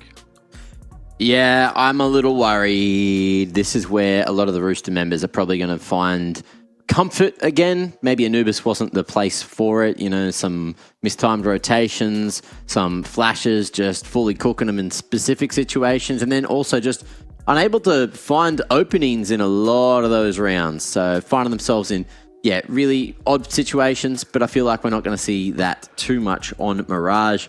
And look, I'd love to see what Mindfreak have for us on Mirage, but again, at least when you have Forlex in, right? Like, I'm assuming he's a super sub. We haven't actually got confirmation. You just have to assume that, Payne is still in the team and he's just sort of filling in for the last couple of days. But yeah, this is one of those maps where, I feel like Forlex has at least had a few million reps, so he should be comfortable. And the rest of the boys around him can hopefully do all the right things. Tuck's going to be tested as the leader and how his calls are going to be going because, it's tried and true. It's been around for many years, Mirage, but it's still a difficult beast when you go up against people that just bring the firepower. Yeah, most definitely. Now, it hasn't exactly been a clean map for Rooster over the last 3 months or so, but having a look at the numbers, they have actually only lost it to Semperfi and X-Talon. So for the most part, those are two teams that are pretty good and have got quite a bit of firepower.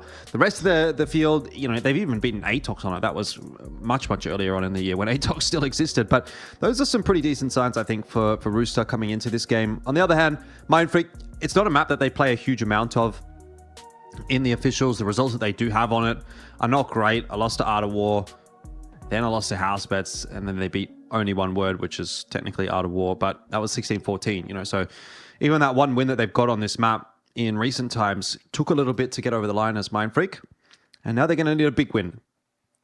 But if they get a big win, if they get a win here on Mirage, we find ourselves then on Dust 2, and I think at that point, it really is anybody's guess as to where this series ends up going, because I think then the pressure will really be on for Rooster. Right now, I don't imagine that they're really feeling it. But things can change pretty quickly in this game of Counter-Strike, and BO5, hopefully we go the distance. Let's see what Mindfreak can do on this map. Yeah, an endurance tester. And we'll see who is going to best who in the end.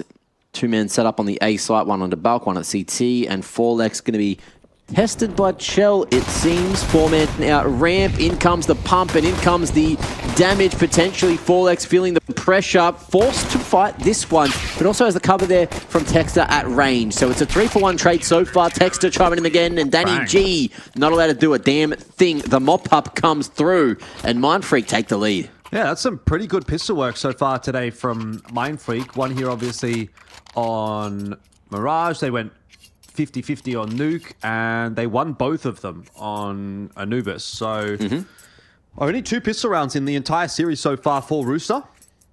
Mindfreak have got a little bit of a better conversion ratio there. However, Rooster have been pretty good on these round 2s if they buy, but they didn't buy here, so it should be a bit of a freebie for Mindfreak, which will be quite nice to get things rolling on the CT side, build that money up nice and early. And they're not messing around too much in this one. They're going to get that insend into the apartments. They're going to pop a smoke down as well. I'm going to try and make this as difficult for Rooster as possible.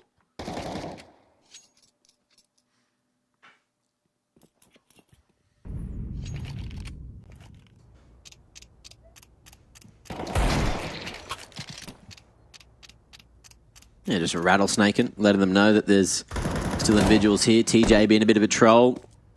Baiting him into the deagle shots, and some damage will be sent off to Texter, but he's going to drop a HE, a warning, bit of utility straight back towards the top of mid. Only Cairo to defend the B side at the moment. But Crunchy's not far away on short, and Rooster looking like they will just pop dry.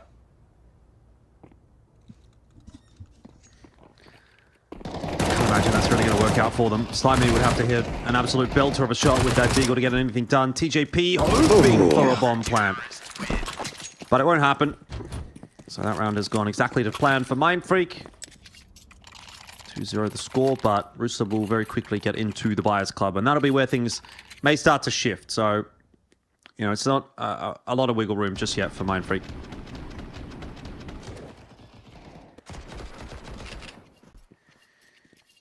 Good bit of damage. Let's see where they end up at the end of this one.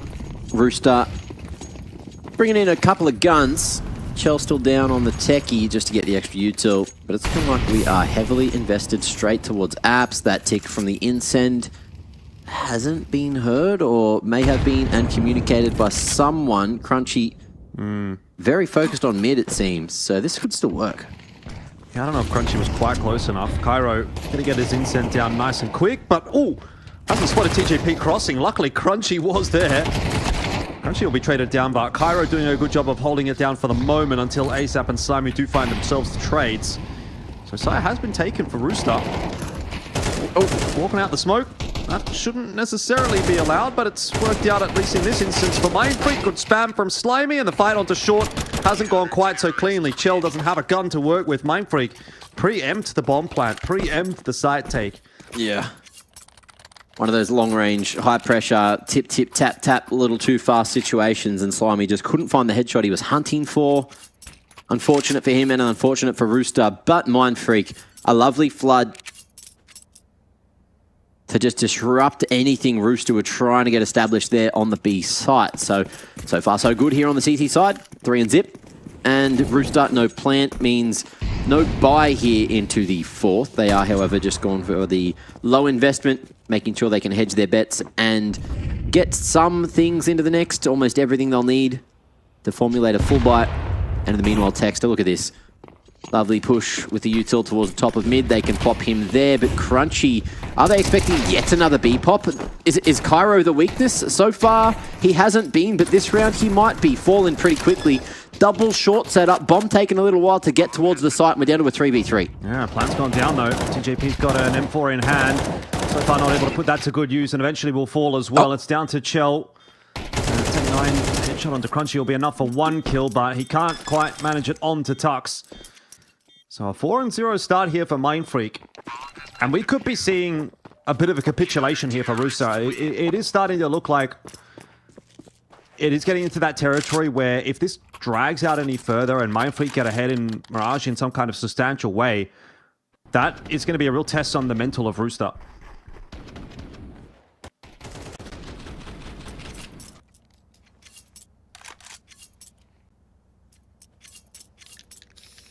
Well, I for one am keen to see what we get from the boys into the fifth with a full buy. And it looks like there's less pressure over towards the B site this time.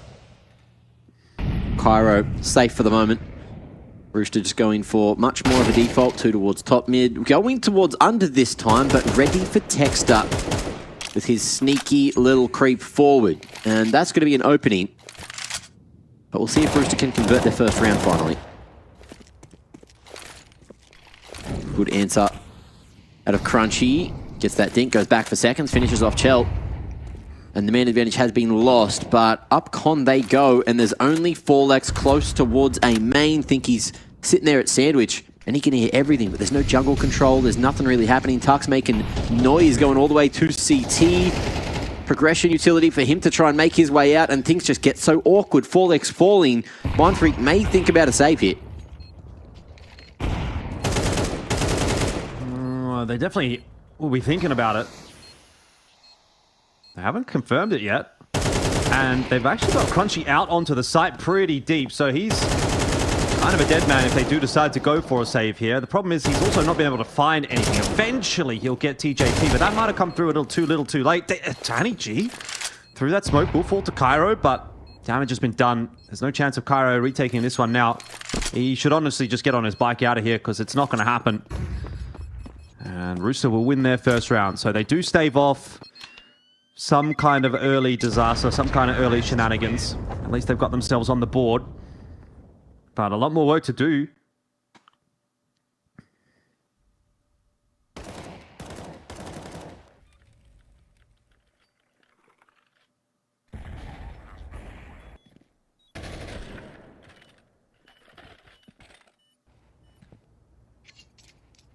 I'm just trying to get an age check on Cairo. Trying to figure out where he's from, who he is, because there's no background on him at all. I don't feel like this is... I don't think you're going to find anything. No, I've got a guy who looks young enough to be playing Counter-Strike from Queensland.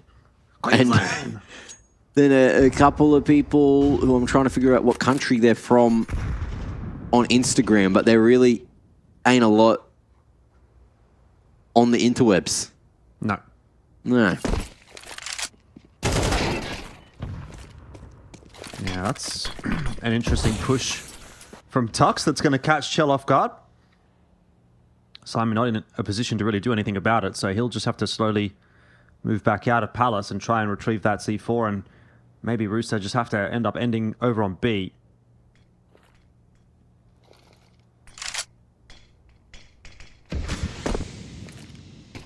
That top con smoke through. TJP making a bit of noise here in the underpass. I think they're going to go looking for that one, but Rooster pretty keen to hang on to this underpass position.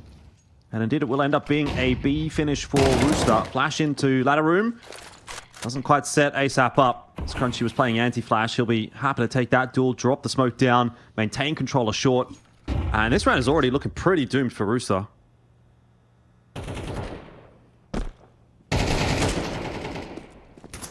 Although, that is an opening, and that could have been as well. Cairo forced into the open. Danny G going to be able to find him off the back of Slimy's flash, and there is a world where they can bring this back, even with that two-man disadvantage that they had. Lovely shots out of Slimy, catching Texter, trying to beat the smoke. And just like that, the two CTs on short. One will be seen and dealt with, but they need to find that final man of Tux. And they've got an inkling. Yeah, Danny G doesn't actually seem to know exactly where Tux is at all. There's timing. And he is going to slip in behind Slimy. I don't know if he's got the time to even win this round, though, even if he does get that kill onto Slimy. So it will end up being one for Rooster in what was looking like a horrible position. They've been able to pull that one back. Could be the start of something. I mean, the confidence really not flowing at the moment for Rooster. It does have to be said. But that is a round that will get it going in the right direction.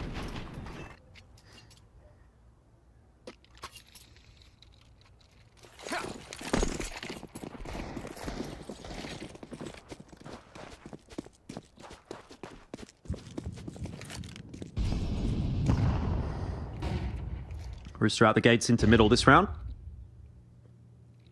And fairly standard A split on the cards for Rooster here once they take that connector control. ASAP having a bit of a look.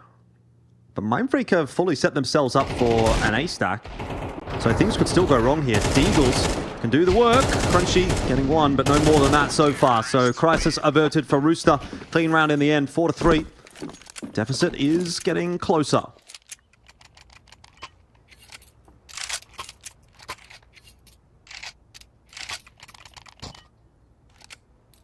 What do you know? Just for the background info, while we're still early in the game,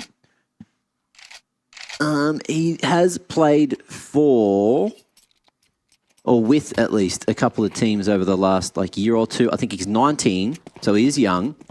He's played with Chuz, if you remember him. Mm-hmm. Also, ISO in one of those teams in ESCA Season 52. And then also with Craxy T in one of the teams before this one. So, there you go. Faster approach, though, straight out A, and it's looking like it could have been successful. Texter, though, standing tall and true. And he's going to find his 7th pick and put themselves in a great position to win. But Chell, with that pick, may just change the conversation. Damage again, Slimy. Really starting to fire up here on Mirage Jordan, although it's down to Chell. But this is such a winnable round for Chell. Texter's going to go back toward the underpass. I was wondering if he was going to commit to it. It does look like he's going to commit to it. So he's going to go and play an apps. And Cairo will be the only one here to hold A. CT's deciding to split their defenses, which is not typically the done thing in the 2v1. And especially with the fact that these guys are so low on HP, this makes for a very, very winnable round for Chell. Interesting to see where he decides to end up going here. It is going to be towards the B bomb site. Now, is he cognizant of the possibility that Texter has walked all the way in through apps? I can't imagine he's going to be able to check it too easily. He's got time to do it, though. If he jumps up Van and properly clears it, he will get the kill onto Texter. or at the bare minimum, if he at least plans safe, you can see that molly. I mean, that will show definitely that Chell is thinking about that as a possibility. But he has no idea where these two CTs are going to be coming from, so he's just going to have to set himself up and try to win some duels. He'll go over to short, and he's now heard Cairo on his way in, so that will be the opening kill that's required, and Dex's position given away by that shot. Chell knows exactly where he's planted the bomb. Gonna try and tap away at it. Nade into the smoke is going to reveal Texter's position. Actually, maybe it didn't, but the taps were good enough. 4-4. Great clutch from Chell.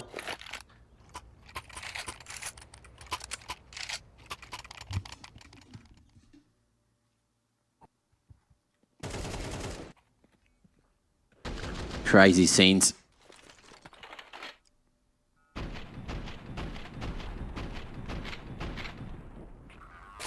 And just when you thought Mindfreak were off to an incredible start here on Mirage, Rooster flipped the script, and now with only a couple of rounds left here in the half, it's looking much better for Rooster to take the lead. If you take into account the finances and everything else, Mindfreak will have to wait this one out or maybe cause an upset. They have been shooting pretty well, and the Deagles are a great weapon to have that stopping pounder. 4Lex as well. Hitting him with a quarter pounder at range, and 2 more CTs here to fight. TJ already down to half. This could go wrong swiftly. There's another Cairo showing his hand.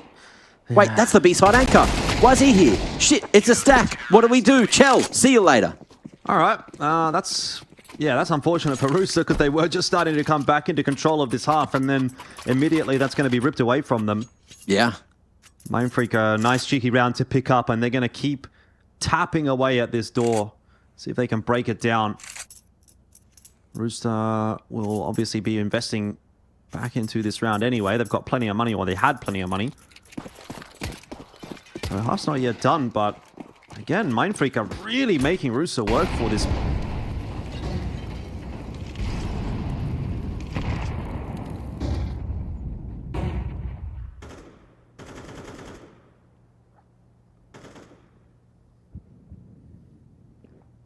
This is a nice position for Slimy to be holding, though.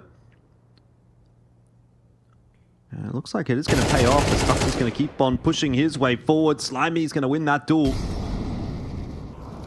Rooster open the account with a kill early. TJP making a bit of a meal of that A-main position, though. Is going to give it back up. So it's back to 4-on-4.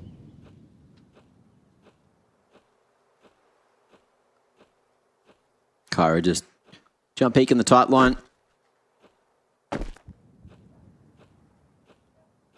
See if he can spot Danny G and drop that smoke for safety. Molly on short to force the fight, but he's found it at a different orifice instead, and that's going to be pressure. Just tossed straight back in Rooster's face. 3v2 now, and Mindfreak will push the point even further. Big picks, and this should be 6. As Slimy now left in the 1v3. I don't think he's going to be able to get this one done.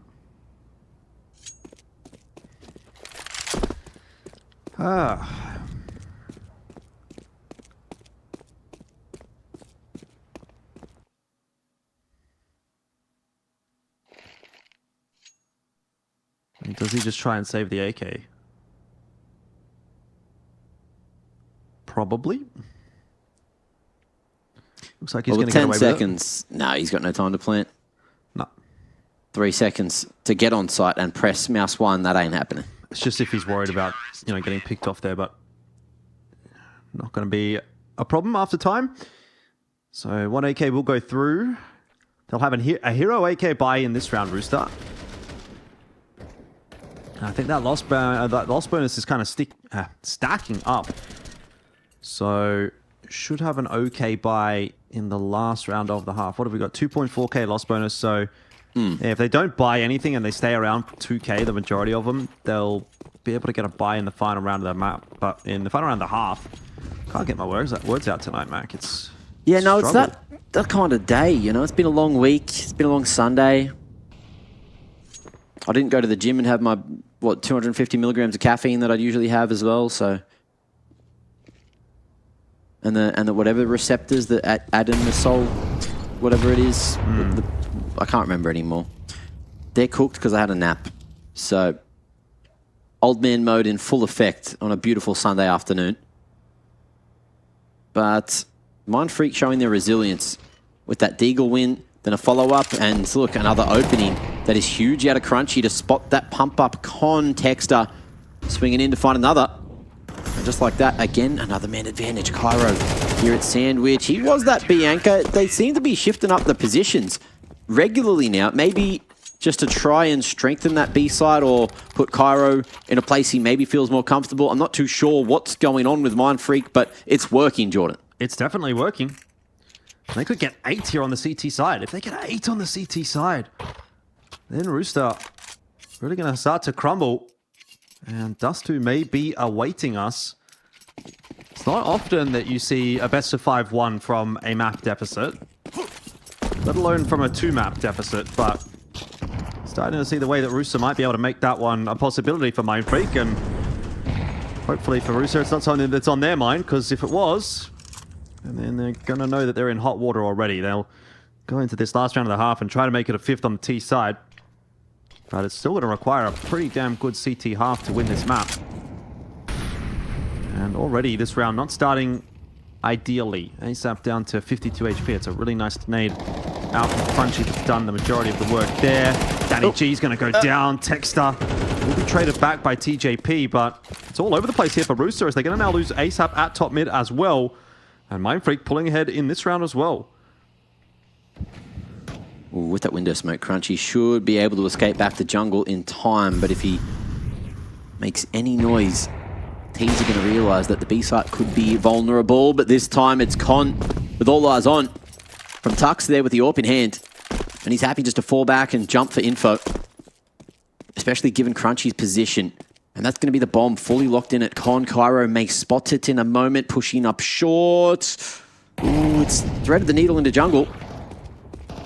But now he's been seen. TJP really needs to hit some crackers here if they want to get a shot or want to get back into the round. Eyes on, but not swinging onto the next man. 4 Lex, that smoke enough for him to deal with. And that'll be 8 on the board at the half for Mindfreak.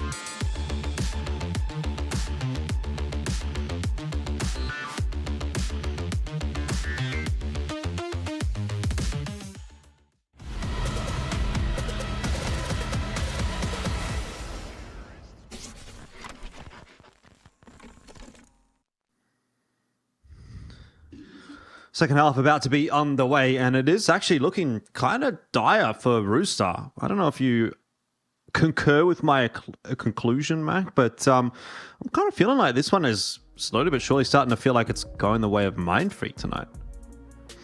At the moment, you are right. But I have a feeling it could be a few factors at play. You know, there are some individuals on Rooster that may be hot-headed, and I just wonder if that is coming into effect. You know, maybe some decision-making, unfortunately, not going as cleanly as possible. Although when you watch how Rooster are playing, they're not necessarily doing anything wrong, or they weren't in that first half. It's just they started to lose the trade game. Rooster, Mindfreak rather, started to put all their pieces in the right place.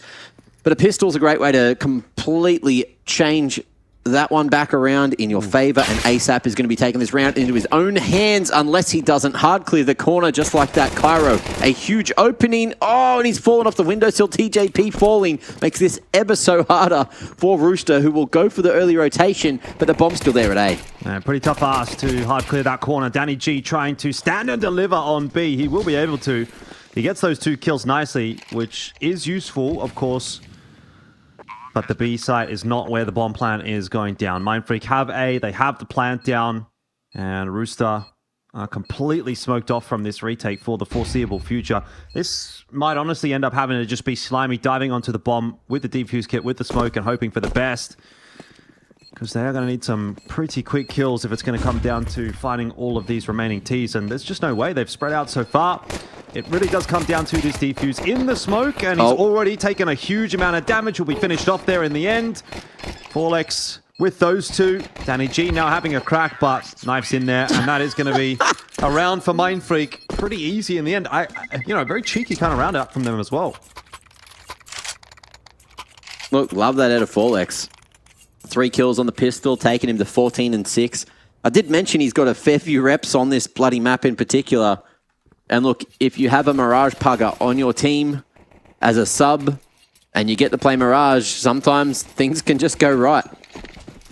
Usually, people with that kind of experience can have a lot of self-sufficient effectiveness. And as you can see, Forlex is kind of doing that. Listens to a call as well, pretty bloody well. Yep. And over towards mid, it's Texter looking to farm things up, although slightly chunked down at range. The Galil going to be ringing so much truer. And Slimy will be left in a formidable situation. Yeah, one positive I think you have to say as well for Mindfreak is Cairo, we've been sort of touching on him a little bit. His pistol rounds are actually really good. I've seen at least 3 very good pistol rounds out from him over the last couple of days. And he's continuing to impress me on the pistol work. That last one with the Glock, the previous couple were USP rounds where he was on the CT side. Yeah. It's a big asset for Mindfreak, and we were sort of highlighting at the first half, I think it was a 4-2 for Mindfreak in terms of the pistol rounds in this series so far. Now that's going to go up again. 2 pistol rounds, 1 on this map from Mindfreak, and it looks like they might be able to convert it quite cleanly as a result.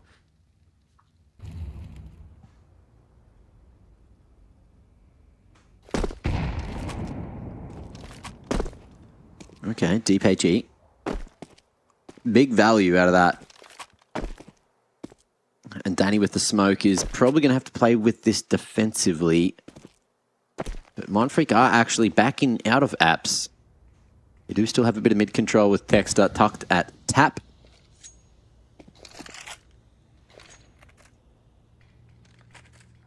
Nice late re-smoke on the window.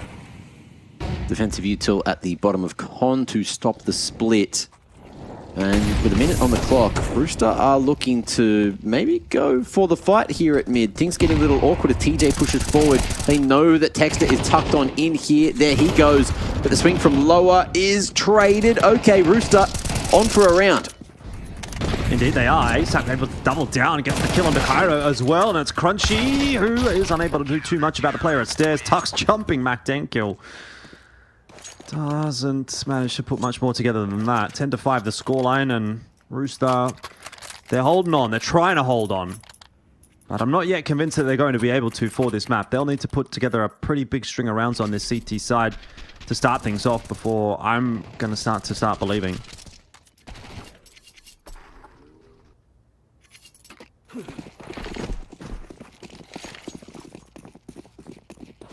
Yeah, a couple of clean ones are needed. This one will, however, put Mindfreak's economy on the back burner. And that is a stellar way to start. Chelios peeking straight out from the window. Denying the aggression through that top mid smoke. And with Tux falling... Look, arguably he can call from the grave. But with Crunchy also hitting the ground, Cairo a double himself. We'll have to go for the ace to clutch this one. How's that util game and how's his clutch potential? All these questions are going to be answered right now with Chell finding him across the top, denying any chance at any more damage. And Rooster find a sixth. Okay. It's a start. Rooster need a clean round here, though. Haven't got a huge amount of cash built up just yet. And this is the round to do it. Mindfreak do not have much of a buy in this one. Just going to be a P250 out for Cairo, a Deagle for 4x. An opportunity for Rooster to significantly improve their bank. Comes at cost for Mindfreak, of course, but it'll give us a bit of a more interesting map here if they are able to get this one over the line cleanly. Rooster already losing Chell and TJP eating a bink. Might not be the end of the world, though, as that kill will be cleaned up in middle by Slimy, and it's now just down to Tux and Texter. Yeah, very spread across the map. Tux and Texter. Crunchy and Tux, I should say. I think I'm just used to saying Tux and Texter from back in the day on Chiefs, that they kind of just roll off the tongue. Here comes Tux, though, with just a Glock, and he'll bang off Slimy's head, so... A couple of guns do go down for Rooster, which will be a bit of a forced reinvestment, but... End of the day... You know, job gets done. They're up to 7 now, and it's time to focus in on this gun round.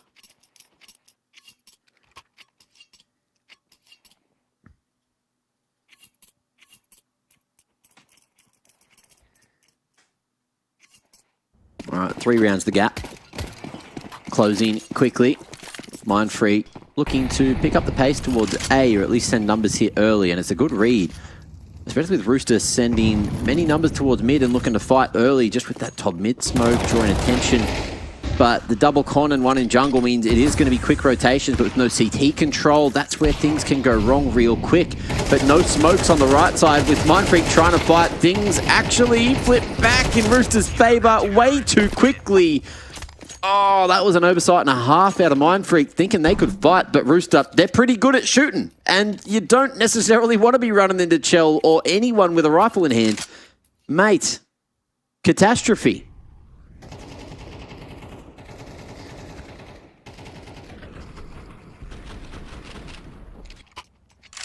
Yeah, not how they would have liked it to have gone, but it is good news for Rooster. They start to build upon their successes on this CT side, and very, very quickly that gap is starting to close. If Rooster were in their own heads about things, Mindfreak might start to be getting there now as well.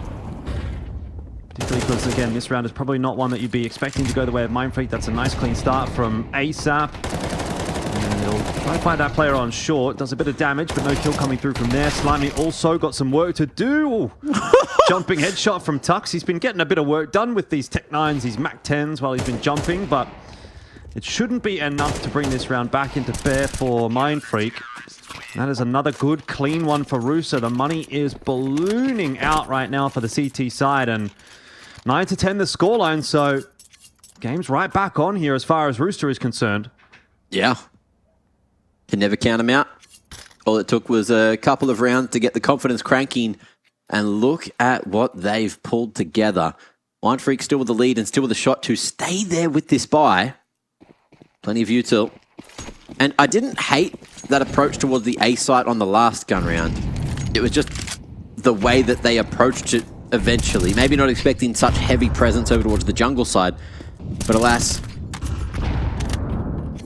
we're here in the 20th now. And Mindfreak are looking for a fight behind that top mid smoke. They're not going to find it. Rooster, 4-1 split. Chell putting the team on his back for that whole top side of the map. And everyone else, reliance on the gamble Hoping that Mindfreak just waltz in here eventually, but Mindfreak happy just to hit the brakes. You can see that they're aware that there could be pressure coming from backups, unders, anywhere like that. So you've got Tux just chilling, watching TV. But Rooster happy just to hold their own as well. Top con smoke coming through. And with that, it looks like they're going to try to fake a B split.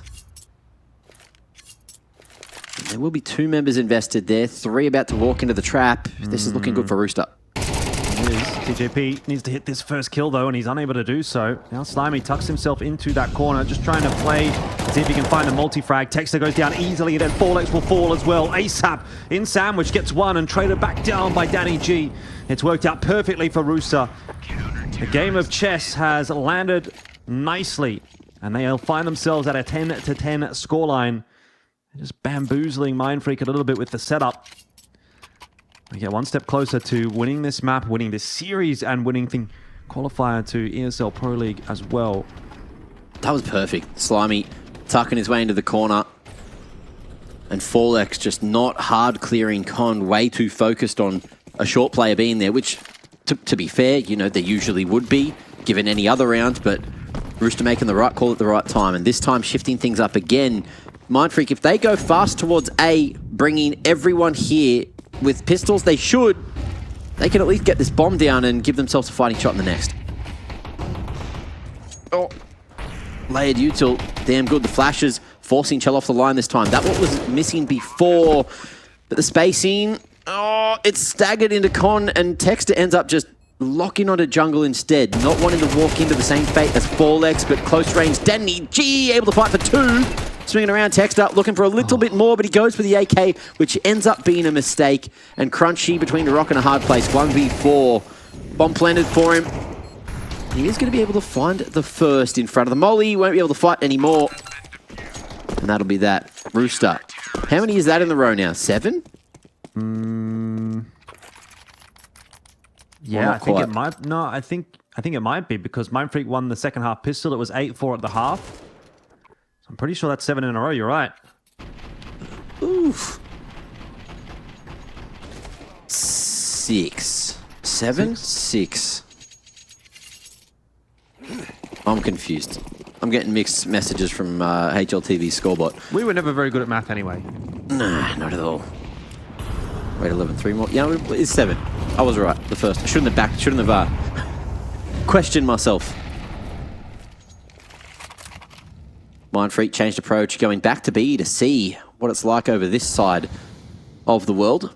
ASAP playing from short, nice and deep. 2 players here, although I think Danny G may be underpass.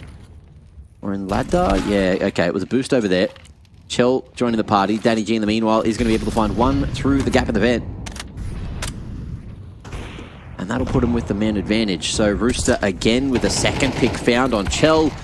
And the bomb about to be seen and maybe found. Kairo's thrown that nade and now being seen.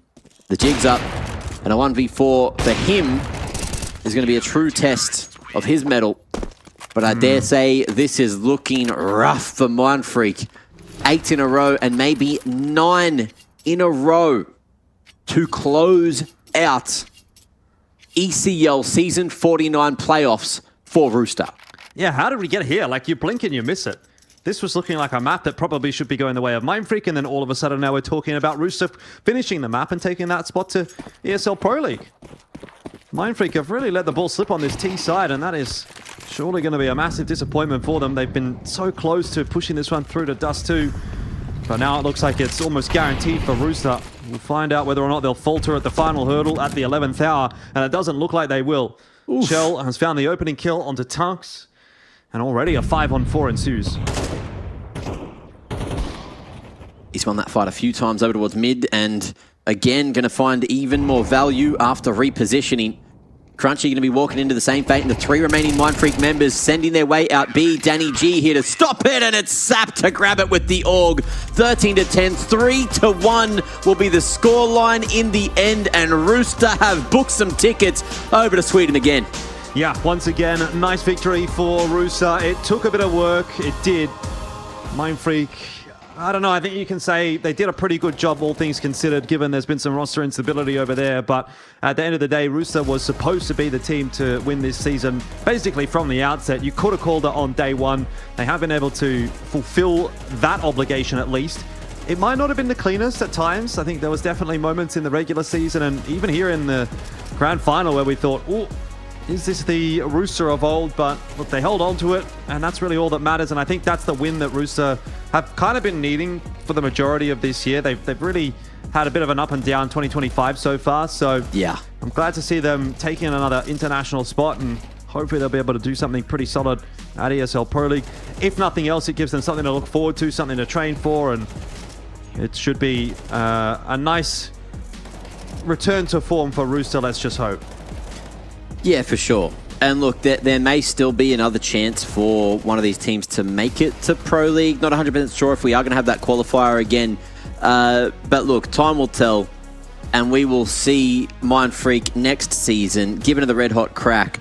But it looks like at the moment, they won't be making their way over to Stockholm again. Rooster will be able to find some international appearances and see what they're going to be able to do with their new look roster, the new couple of names coming through. And look, need to give a little shout out to Slimy as well. Big difference maker in that second half, firing the hell up and changing so many of those rounds and just making sure, you know, the CT side was completely locked in. But I still can't believe how quickly we went from the halftime into this. There was just so many fast rounds in there. I mean, we were going through it and it was kind of like, yeah, okay, Rooster are winning some rounds. And then I feel like the last sort of like 2 or 3 rounds of that map, they just disappeared. You know, I don't know where they went. But 3-1's the scoreline there in the grand final. As you can see, here's our playoffs bracket as it ended up. Rooster only dropping 1 map over the course of those playoffs. They got that auto seed into the upper bracket final. They won that cleanly. And look, at the end of the day, they kind of won the grand final cleanly with a 3-1 scoreline as well. So can't be too mad about things from their behalf. I think definitely some positives to take away for Mindfreak, for house bets, making it as deep as they did, even with all of the roster instabilities as well. And I think another shout out as well for me personally from only one word. I don't think that roster is going to be continuing, at least not in the same way that we've seen them this season. But I hope the core is going to stick together. I hope there's still something that they can pull from that one, because that I thought was a pretty cool team as well. That's the end of ESL Challenger League Season 49. Rooster's going to get themselves the dub here.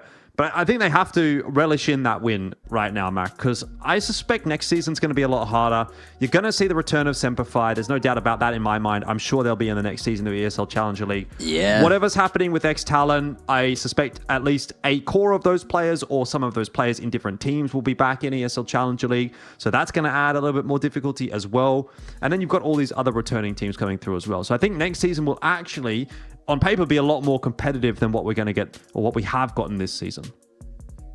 Yeah, I'm keen to see that as well. A more stacked league. OCE getting back on the map with a heavier hitting scene. Oh, that's just juicy. And I'm really hoping that we get that once we make it over to season 50. 50 bloody seasons at Challenger now. That is going to be crazy once we get there. But the 49th has finally finished. And yeah, Rooster not only taking the ticket overseas, but taking home 3,250 big bucks. I'm assuming that's in USD. So, you know, that means a couple of extra bucks in there when you convert it to the AUD. You know, you carry the 1, all that good stuff. But Jordan, it's been a great evening of Counter-Strike. And once again, congratulations to Rooster. Any final words to send us off? No, nothing too crazy there, Mac. I mean, just obviously the VRS points as well are going to be calculated after this season is now finished. So that's also something to kind of keep an eye on, see what the moving and shaking looks like there. But if you're interested in catching up with some more Counter-Strike going on at the moment, Tyloo and Lin Vision, the grand final of Asia is underway. So I'd encourage you to go and watch that. It's over on ESL CS. So I think that'll probably be where I'm happy to end things, Mac. Yeah, I think I'm happy as well. Thank you all very much for joining us for another successful season of ESL Challenger League Season 49. It's been a beautiful one. Once more, congratulations to Rooster. Do us proud overseas once you get there when Season 22 of Pro League rolls around. Have a great night and enjoy yourself. Stay hydrated. Be nice to each other. All the good stuff. See you later.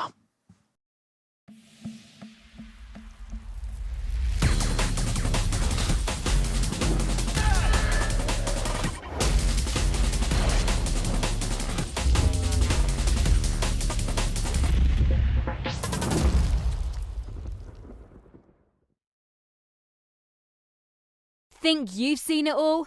With Faceit Watch's Point of View Selector, you can experience the game from any pro's perspective. Use the multi-view feature and customize the stream with up to 4 angles. Control what points you see while earning rewards. Drops are activated and lucky winners will receive Faceit points. And if you ever miss a match, VODs are now available. Get instant access to demos with multiple POVs and commentary. Watch it, control it, Faceit.